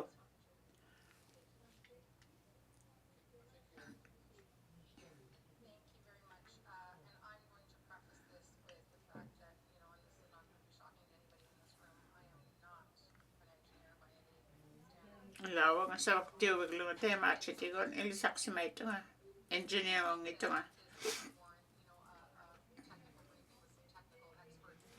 tap kununga takok karna tigo tap kununga ilisamayoanon napsuyak karna tigo tasba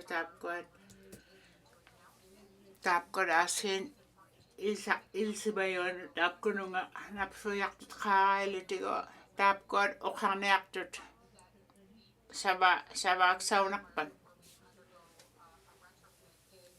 tema asin tema nasanayam maniktanik iliokkainiak palunin nagalunin tap kuat imanna tamat kuat ikalanguk pata teman naptauk tap kuat atsiging utsakotigiyaksat tamat kuat lalunayak karlo tigit igalandik simmautik sainik lunin appaitikul lunin isautsakkapata tap kuat ilisimaniaktut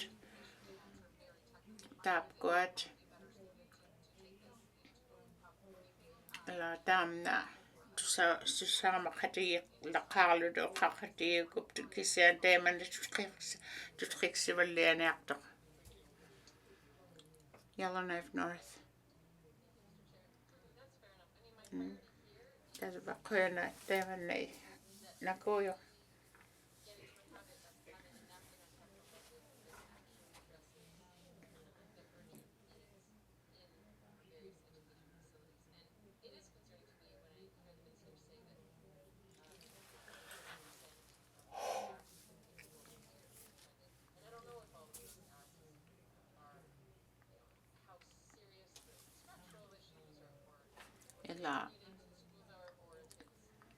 ila itu makhiaksat isimalong nakiwaktuat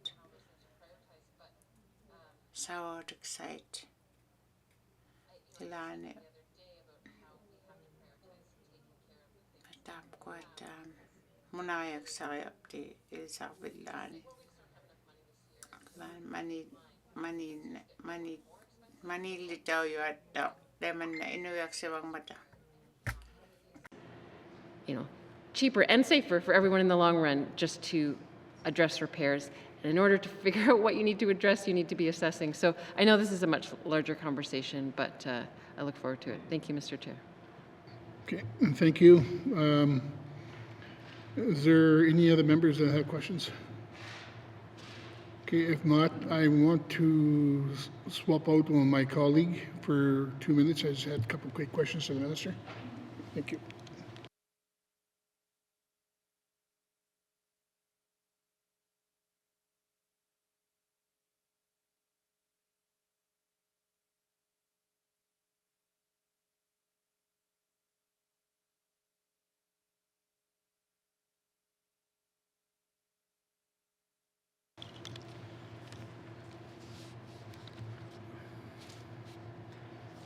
Okay, thank you. I will turn to the member from Trinidad-Welliday. Okay. Thank you, Mr. Chairman. My question is to the minister. I'm just sitting back and looking at your capital plan and what we're going through, and one thing that stood out for me is the school for DETA, and in my writing, and years back I was told that the school was up for replacement and it was put on the capital plan back in the 19th Assembly. I'm not sure what happened, but maybe I guess my question to you, to the minister, is that can you maybe explain to me if that was the case, or if it was, why was it taken off the capital plan at the time? I'm not sure you'll be able to answer it, but I just want to put that out there. Thank you. Thank you to the member. Minister. Thank you so much, Mr. Chair. So, Mr. Chair, in regards to the school in DETA, in the capital estimates that were put forward last year, there was a major kitchen overhaul that was approved in the 2025-2026 capital plan. Is it that work that the member is referring to? Thank you. Thank you, Minister. To the member. Okay. Thank you, Mr. Chairman. I wasn't really referring to that. Maybe I'll put it another way, is that when I see new schools being built in Yellowknife, I'm a little bit concerned about that. The reason why I say that is because the school in DETA is probably one of the oldest schools that I know.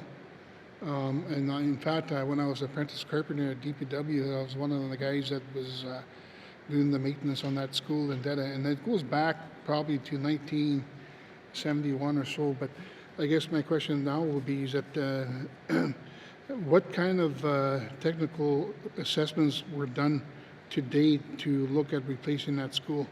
Thank you, Mr. Chairman. Thank you to the member. Minister of Education. Thank you very much, Mr. Chair. So, Mr. Chair, the school in DETA was originally built in 1988, and currently the routine assessment that was done on that school does not show that it is in as much need as other schools in the Northwest Territories. That said, that the school in Delo, you will see, is currently in the capital estimates to enter into the planning phase, because it was found that that school is in great need. And is currently has also a utilization rate of over 120%. So that school has seen a dramatic increase in the number of students that are in that school. It also does not currently have a gym, and the assessment rating for that school was one that showed that it should be.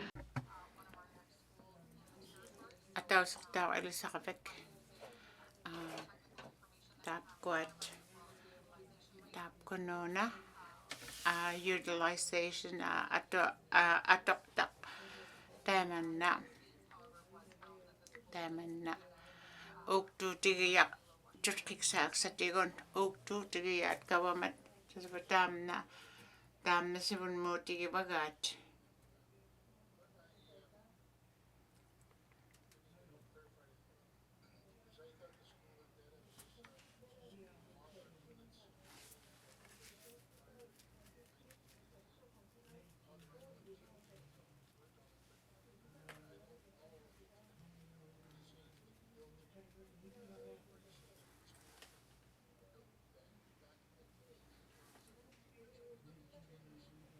Tamat kod Elisabeth Taimani 1980 me.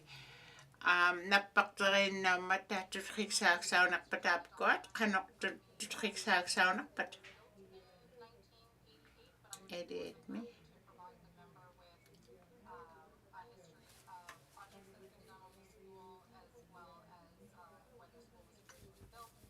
Tamne napaktuitilugit Elisabeth Sanek tap kod atok tawang matutabi mo na okasakilagit ka elipsing nun. Kaya na yun.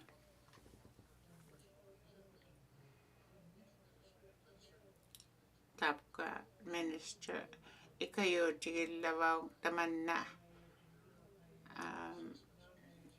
tap kuno na sanayak sa itigon ikayo ilava aglantas ba tap squad no tame kaya na pak kublo no tame tamanna ilsak wiksanik apakso apakso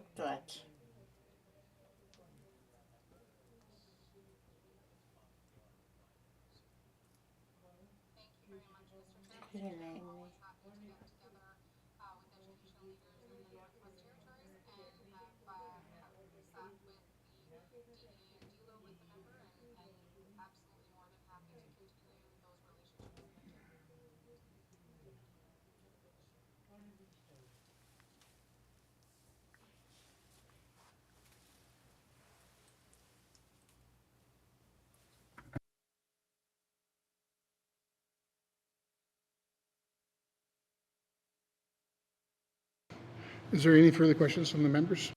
Tapuananga apakso actually Department Culture and Employment 29 million. Tapuan apakso tame.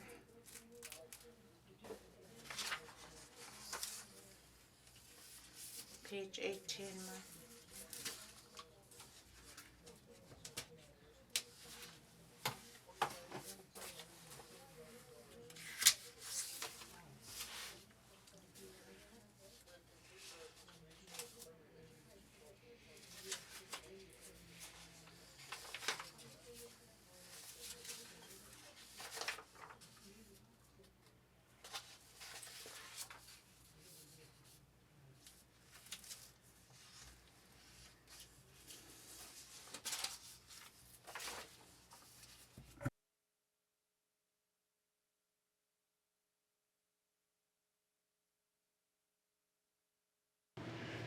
Committee, we have agreed to consider table documents 385-20 brackets 1, 2026-2027 capital estimates, Department of Finance.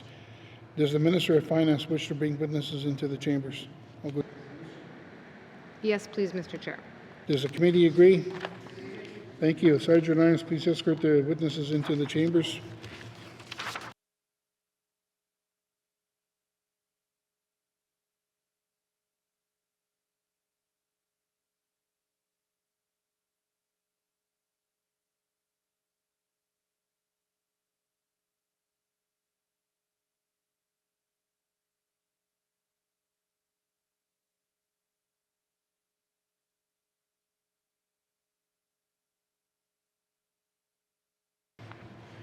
Okay. Would the Minister please introduce the witnesses?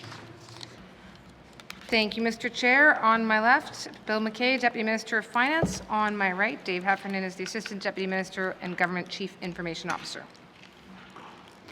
Okay, thank you. The committee has agreed to forego general comments. Is the committee agreed to proceed to the details contained in the table of documents? Committee? Agreed. Thank you. Committee, the Department of Finance begins on page 32. We'll defer the department totals and review the estimates by activity summary beginning on page 33 with directorate and information items on page 34. Are there any questions? None. Department of Finance Directorate Infrastructure Investment, $41,600,000. Does the committee agree? Thank you. Next, we have on the Office of the Chief Information Officer on page 36 with information found on page 37. Are there any questions? I'm going to go to the member from Great Slave. Thank you, Mr. Chair. Mr. Chair, I'm very pleased to see that the Office of the Chief Information Officer is working to update and replace I don't know what the best word is for it, outdated and 911 systems. It's my understanding from reading a bit into it that this is both computer-aided dispatch as well as phone systems that have reached end of life and software. Can the minister please tell me if this upgrade will help alleviate problems that we saw this past May in 2025 with a scheduled service outage. Thank you, Mr. Chair. Okay, thank you. I'll go to the Minister. Thank you, Mr. Chair. Let me see if the Chief Information Officer has that here. Thank you.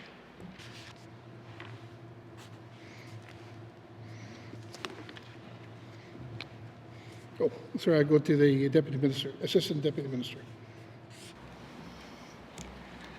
Yes, thank you, Mr. Chair.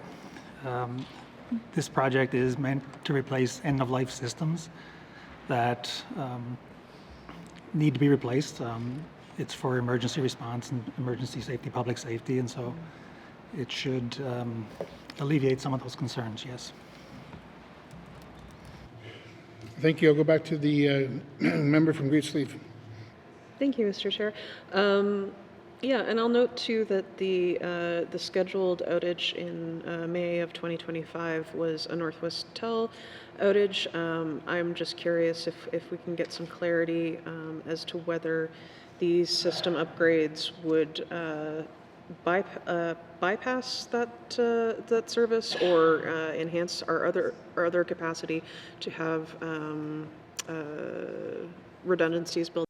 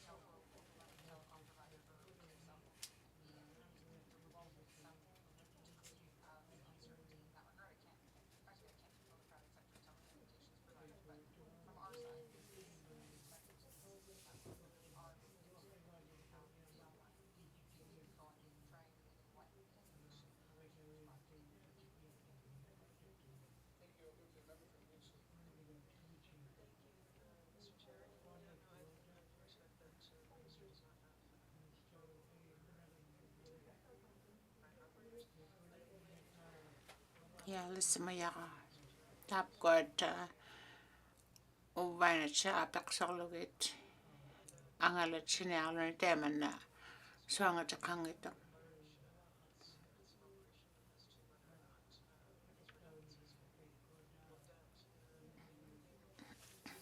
Quite a glad angala chiyak sa temana kanok to koralowit utaktinak pati wapting nun sama suktuani. Yeah, kaya nani tap ko noon na ukhausal ka makesait makem loan and ukhausik sa ini.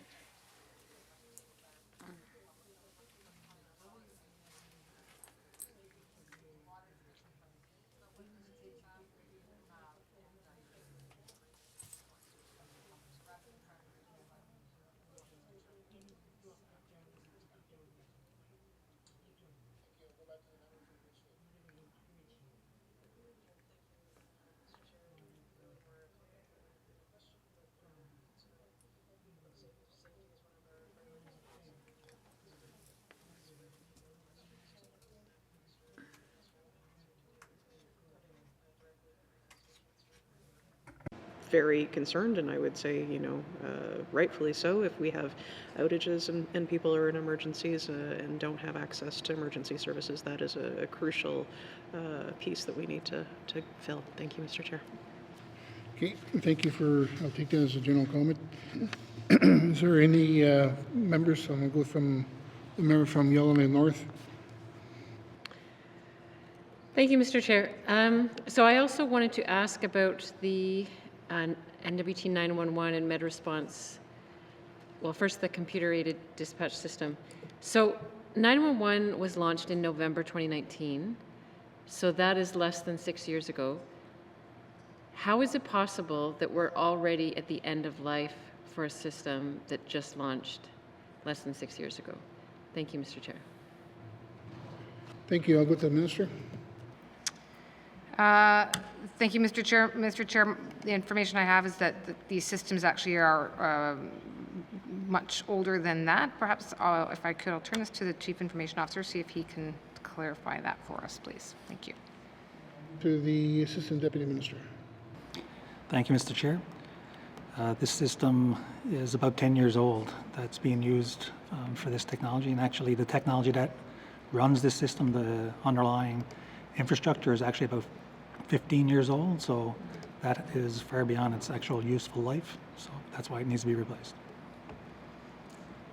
Okay, thank you. I'll go back to the member from Yellowknife North. Thank you, Mr. Chair. I mean, this poses a bit of a mystery to me that perhaps I can follow up on later, because I do know for a fact that 911 launched in November 2019, and so I can't quite figure out why we would have launched using a system that was already 5 to 10 years old.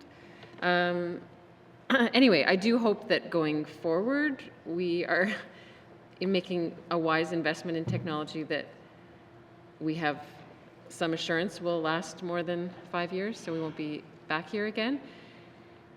With this opportunity to sort of reboot the system, to use a very poor technology pun because I know very little about technology. Are there, in terms of the scope or the choice of the new system, I know that there have been challenges, for example, coordinating the 911 computer dispatch system with, say, the City of Yellowknife's dispatch system. And my understanding, unless things have changed dramatically in the last few years, is that the computers didn't talk to each other, and you literally had a dispatcher that would have to take all the information over the phone from a caller and then call the City of Yellowknife dispatch system and relay sort of word for word, literally playing a game of telephone as to what the need was, which obviously wastes valuable time, which every second matters in an emergency. So is there a plan to ensure that whatever new system we're putting in place can actually, the computers can talk to each other so we can have an efficient and, 21st century emergency response system? I'll stop there for now. Thank you, Mr. Chair. Thank you. I'll go back to the Minister. Thank you, Mr. Chair. And Mr. Chair, just to clarify the first item, that technology isn't necessarily bespoke to us when we take something on. So in this instance, we, back in 2019, adopted the technology, but it wasn't brand new technology at the time. That it limits the amount of capital outlay that you might have if you are not taking the newest and best, but then it does result in a situation where 6 years on we are looking to replace it. But 6 years is 6 years, and we've certainly learned something from it, including the next series of questions, which is how to better integrate the system.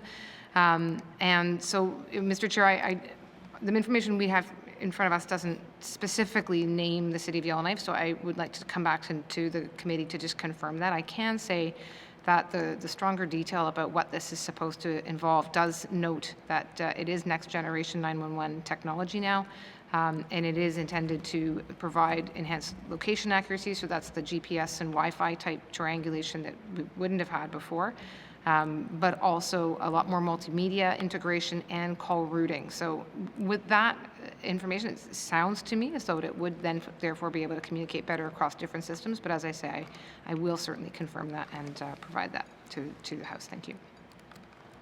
Okay, thank you. I'll go to the member from Yellowknife North. Thank you, Mr. Chair. Yeah, I am encouraged to hear about those new possibilities, and I do urge the department to consider that in choosing the technology going forward in the scope. Does this mean that there will be a possibility, I don't know what it's called, but in some other places, the 911 system can get a GPS location for a caller, for example, if they don't know exactly where they are, or if they don't know the exact address, or if there isn't an exact address of the place that they are, that there would be an ability for the 911 dispatch to get a GPS location of where that person is. Is that a possibility with the new system we're planning? Thank you, Mr. Chair. Okay, thank you. I'll go to the minister. Thank you, Mr. Chair. So again, this is the next generation, and it really is meant to be a forward-looking and future-looking type of capacity, including the situational awareness piece, which I believe is the technology or the goal that is being sought for here. So that is the direction we're trying to get to, and that does require bringing up napsuyautiksanik tamat ko ng GPS tigon kayo megtutigon shumi apkon me down ani lonen nuna me aule yune tusavikset sivunepting nakla tamat ko at ikayutikset te machit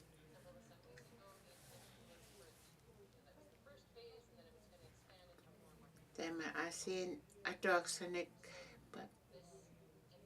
sanne matukak sapting nek tema ne ilisautiot ilani munak siak sanek aulau mayani khilarika tigitaw sukune ikayak tinun tema chita atona mata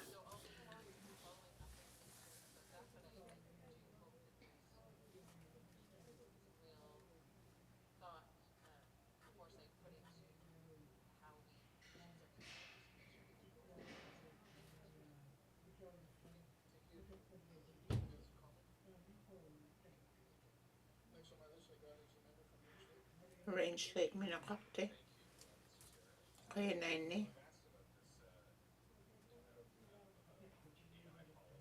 AI policy da ismaluti miya kanak to uchakuti bitigo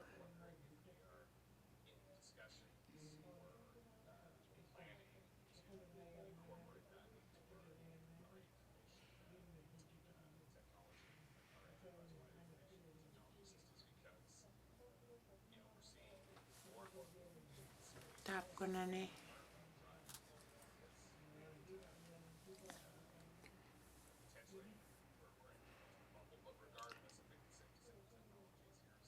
tema chit kari mektutam ikayoti na matakang maatwataligay inuit allaliyuak allangasimman inuuniarutikput kayo mektunik asin ukharvilunit ikayak vikset tema chit atwatalimmanigay kanga sivituaktumik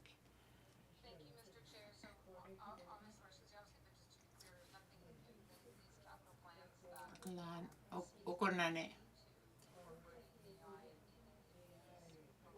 tap kunane otsakutaungi chucha wani iqtuaksani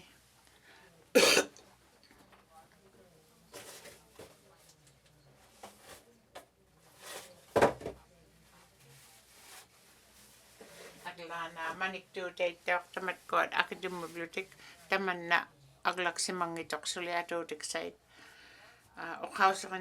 oqausaqinnaqaptiik tatwa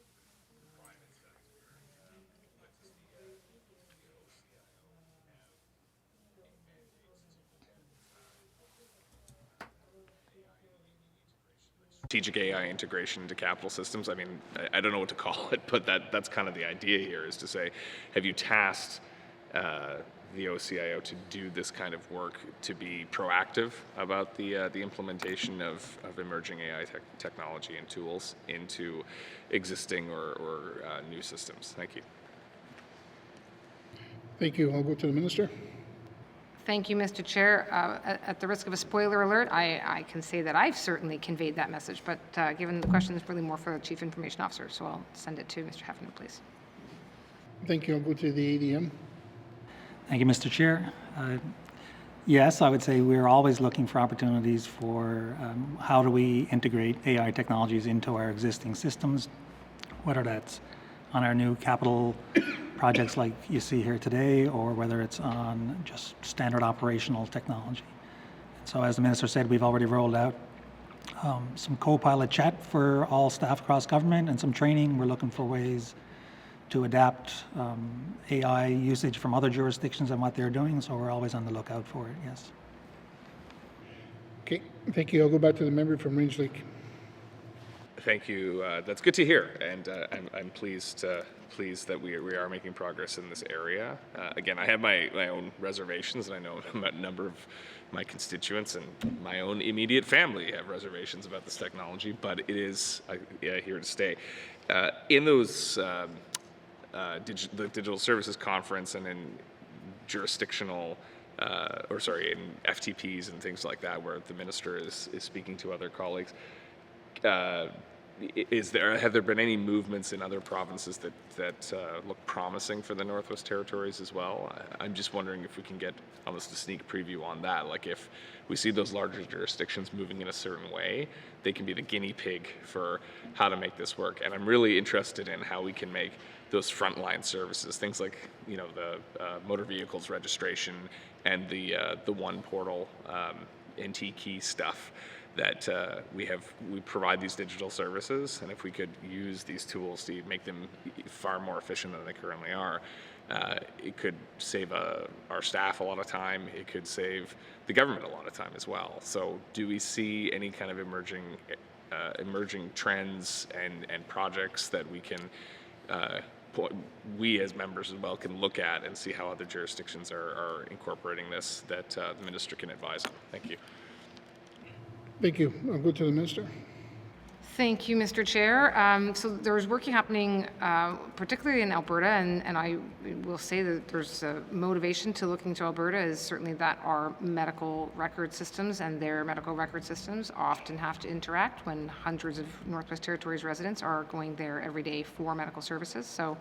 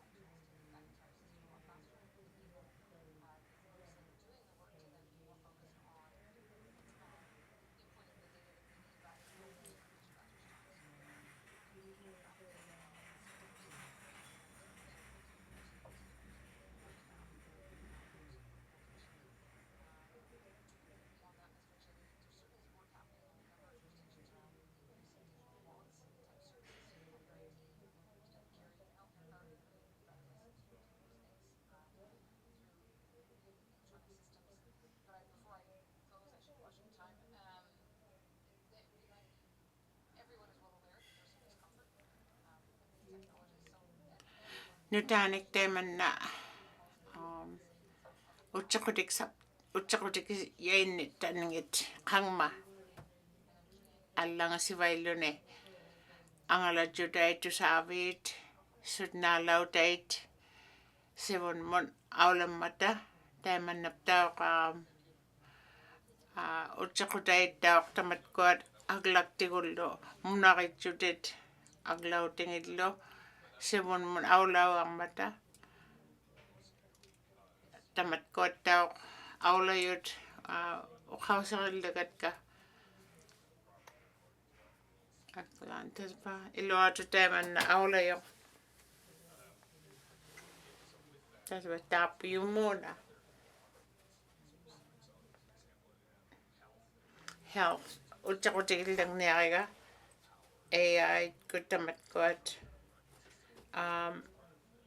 sut nalunaiartat aglat imanna kayumiktutit qaritauiani ittuat aullatigim vangmati qangma aglangnaarluni imanatiteqautitigun kisian taapkunuuna qaritauiatigun aulapkaiplutat qangma inuunaaq usiq aleraptigu taspa taamna OCI taamna qanuqtun tamatkunuuna inmikun ikayoqtauniarpat aglaan taapkuat taimaatsit atuaksat savaqtuanun napsuiautiksait pinaqilugit tamatkualu policies maliqqayuk saimmatiglu taapkuat utsaqutigillerniaritka ilisaututigilugulu qakkutigu taapkuat simunniuqtipta tusaanigillaqaalugut uqausingit taspa imanna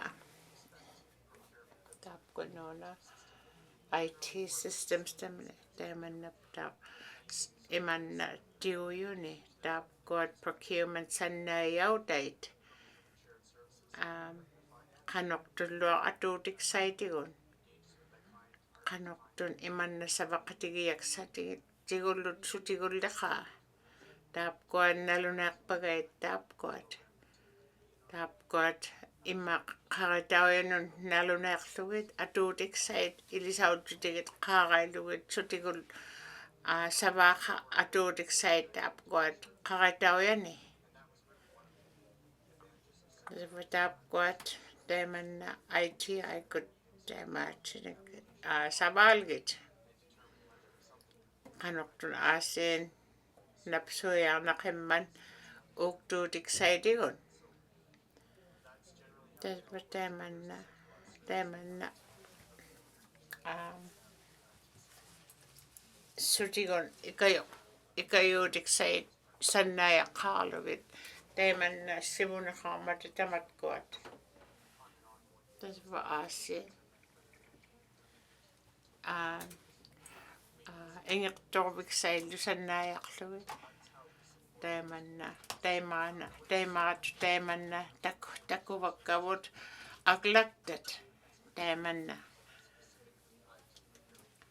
taapkunuuna IT ila inmikkuttaaq taapkuat savakteqarmata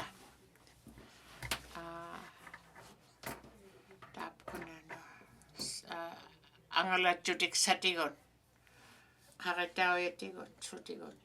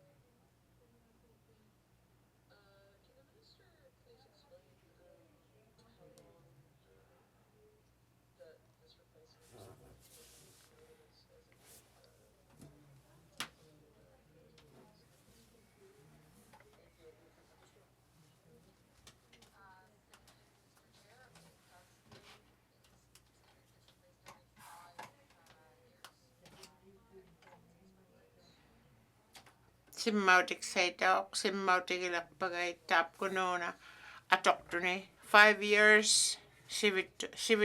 sivitutrilanga nytanun simmautik sati sannayak simabagait.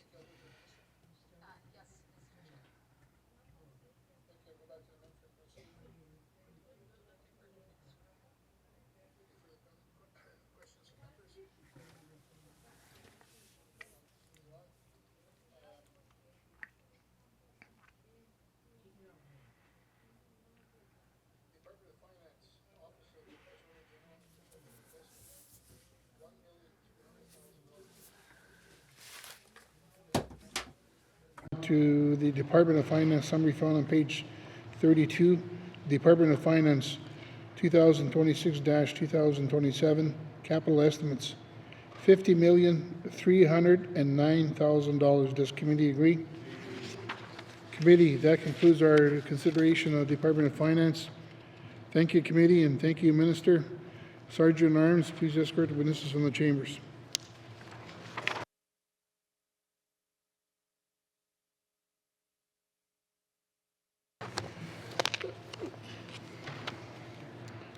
We're going to stop here. We're going to have a 30-minute break, and then we'll come back.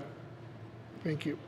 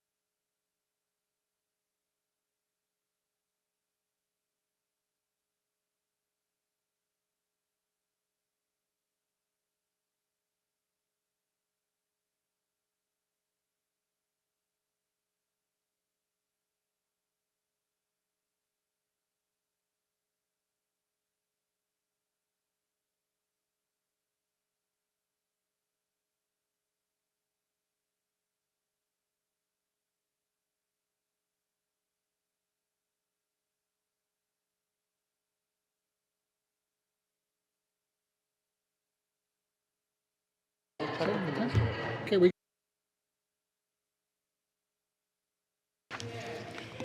Committee, we have agreed. Order.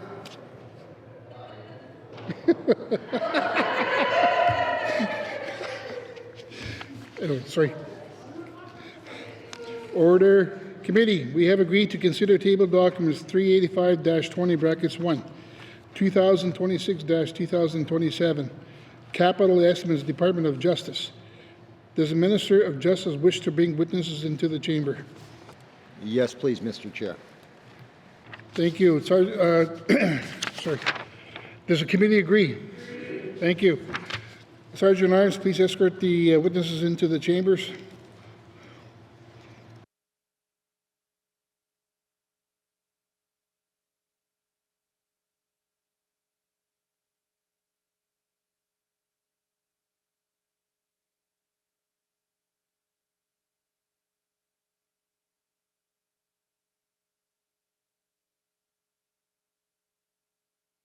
We will continue on. Thank you, Sergeant Arms.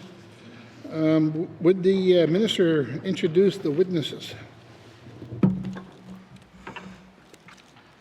Thank you, Mr. Speaker.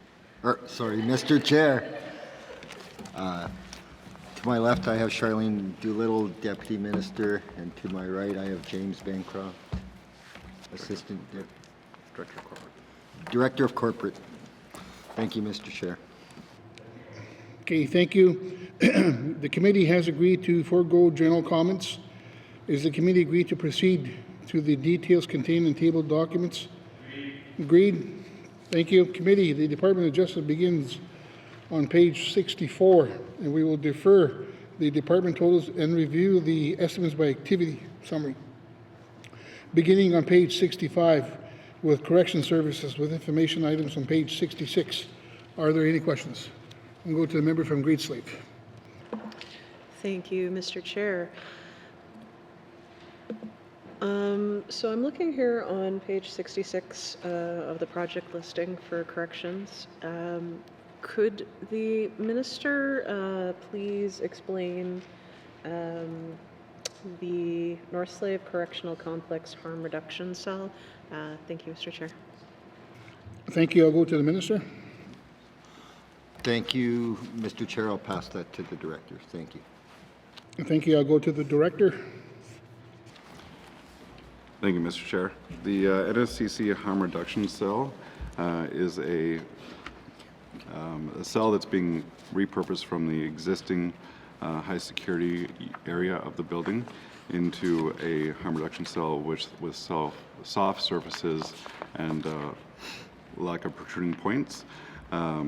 This was originally identified through a violence threat risk assessment report that the facility was lacking this infrastructure, so we're remedying that recommendation now. Thank you, Mr. Chair. Thank you. I'll go back to the member from Great Slave. Thank you, Mr. Chair, and thank you for that explanation. I'm curious. I'm happy to hear that this work is happening. I'm glad that the department is actioning that recommendation.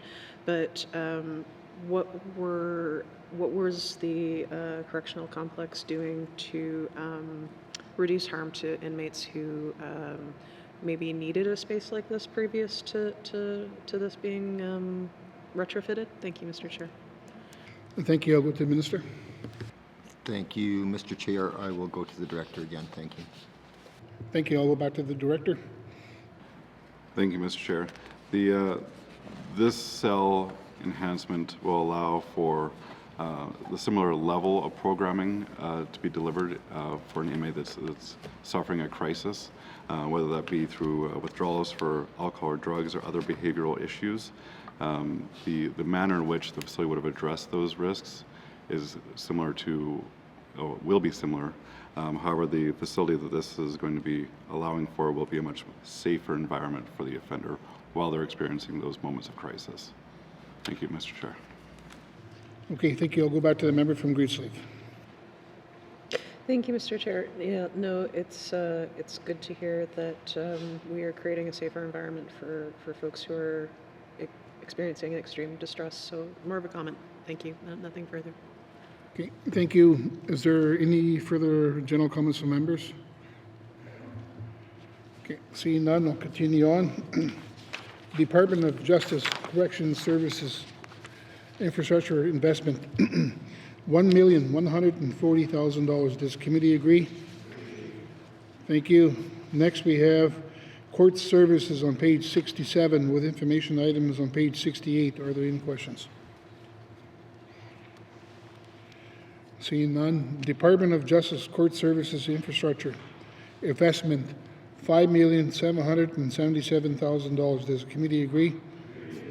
Thank you. Next, we have Services to the Public on page 69 with information items on page 70. Are there any questions?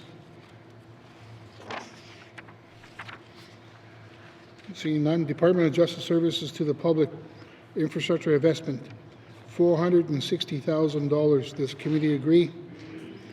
Thank you. Members, please return now to the Department of Justice Summary Fund on page 64. Department of Justice 2026-2027 capital estimates, $7,377,000. Does the committee agree? Thank you. Committee, that concludes our consideration of the Department of Justice. Thank you, committee, and thank you, your minister. Sergeant Arms, please escort the witnesses to the chambers.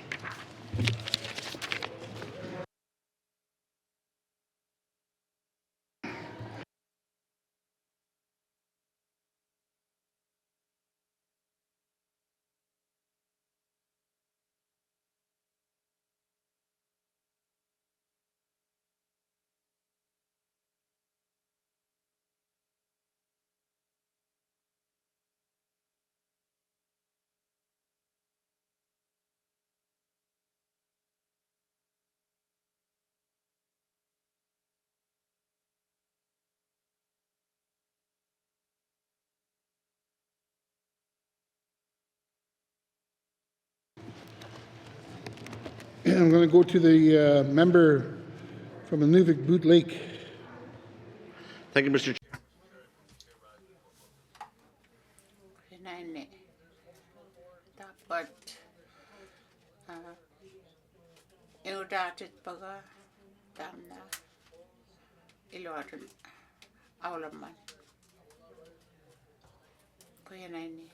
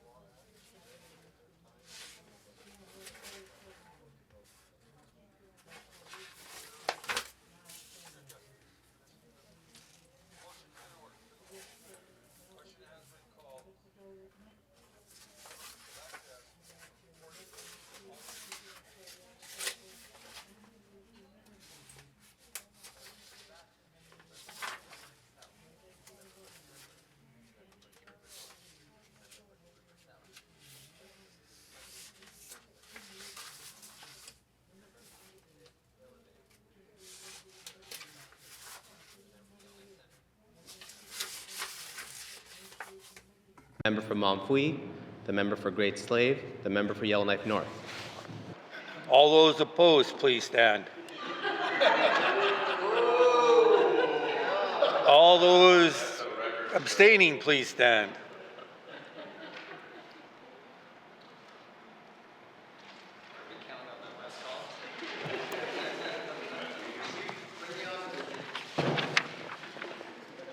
There's some wording that I should.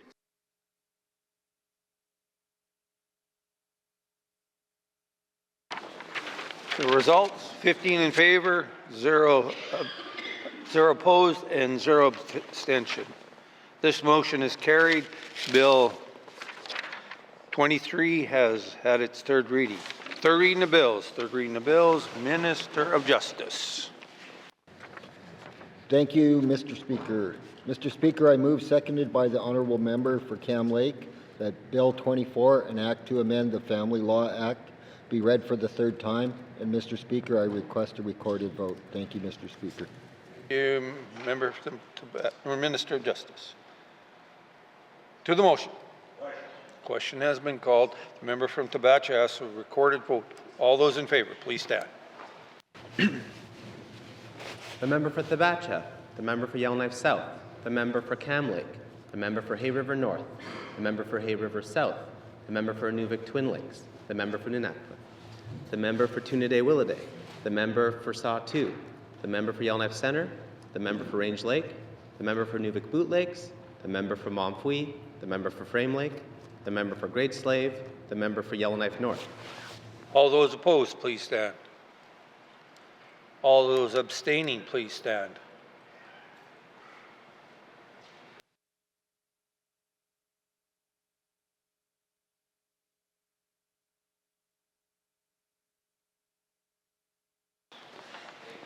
The results of the recorded vote are 16 in favor, 0 opposed, and 0 abstention. The motion is carried. Bill 24 has its third reading of bills. Third reading of bills. Third reading of bills. Minister of Justice. Mr. Speaker, I move, seconded by the honourable member from Cam Lake, that Bill 27, an act to amend the Protection Against Family Violence Act, be read for the third time. And Mr. Speaker, I request a recorded vote. Thank you, Mr. Speaker. Minister of Justice. Motion is in order. To the motion. Question has been called. The member from Tabacha has asked for a recorded vote. All those in favor, please stand. The member for Tabacha, the member for Yellowknife South, the member for Cam Lake, the member for Hay River North, the member for Hay River South, the member for Inuvik Twin Lakes, the member for Nunatpa, the member for Tunaday-Willaday, the member for Saw 2, the member for Yellowknife Centre, the member for Range Lake, the member for Inuvik Boot Lake, the member for Momfui, the member for Frame Lake, the member for Great Slave, the member for Yellowknife North. All those opposed, please stand. All those abstaining, please stand.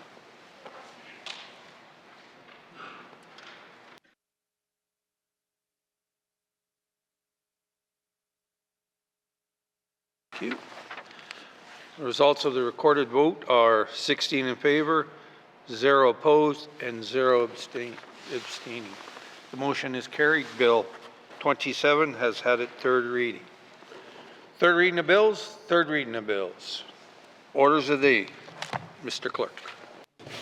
Thank you, Mr. Speaker. Orders of the day for Wednesday, October 29th, 2025 at 1:30 p.m.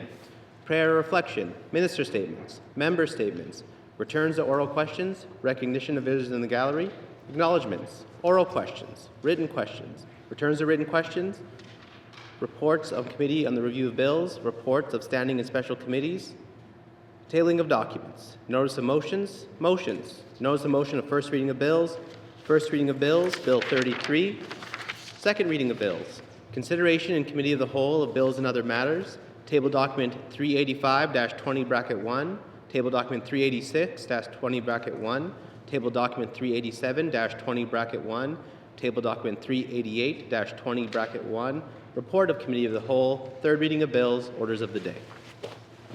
Thank you, Mr. Clerk. This House stands adjourned until Wednesday, October 29th, 2025 at 1:30 p.m.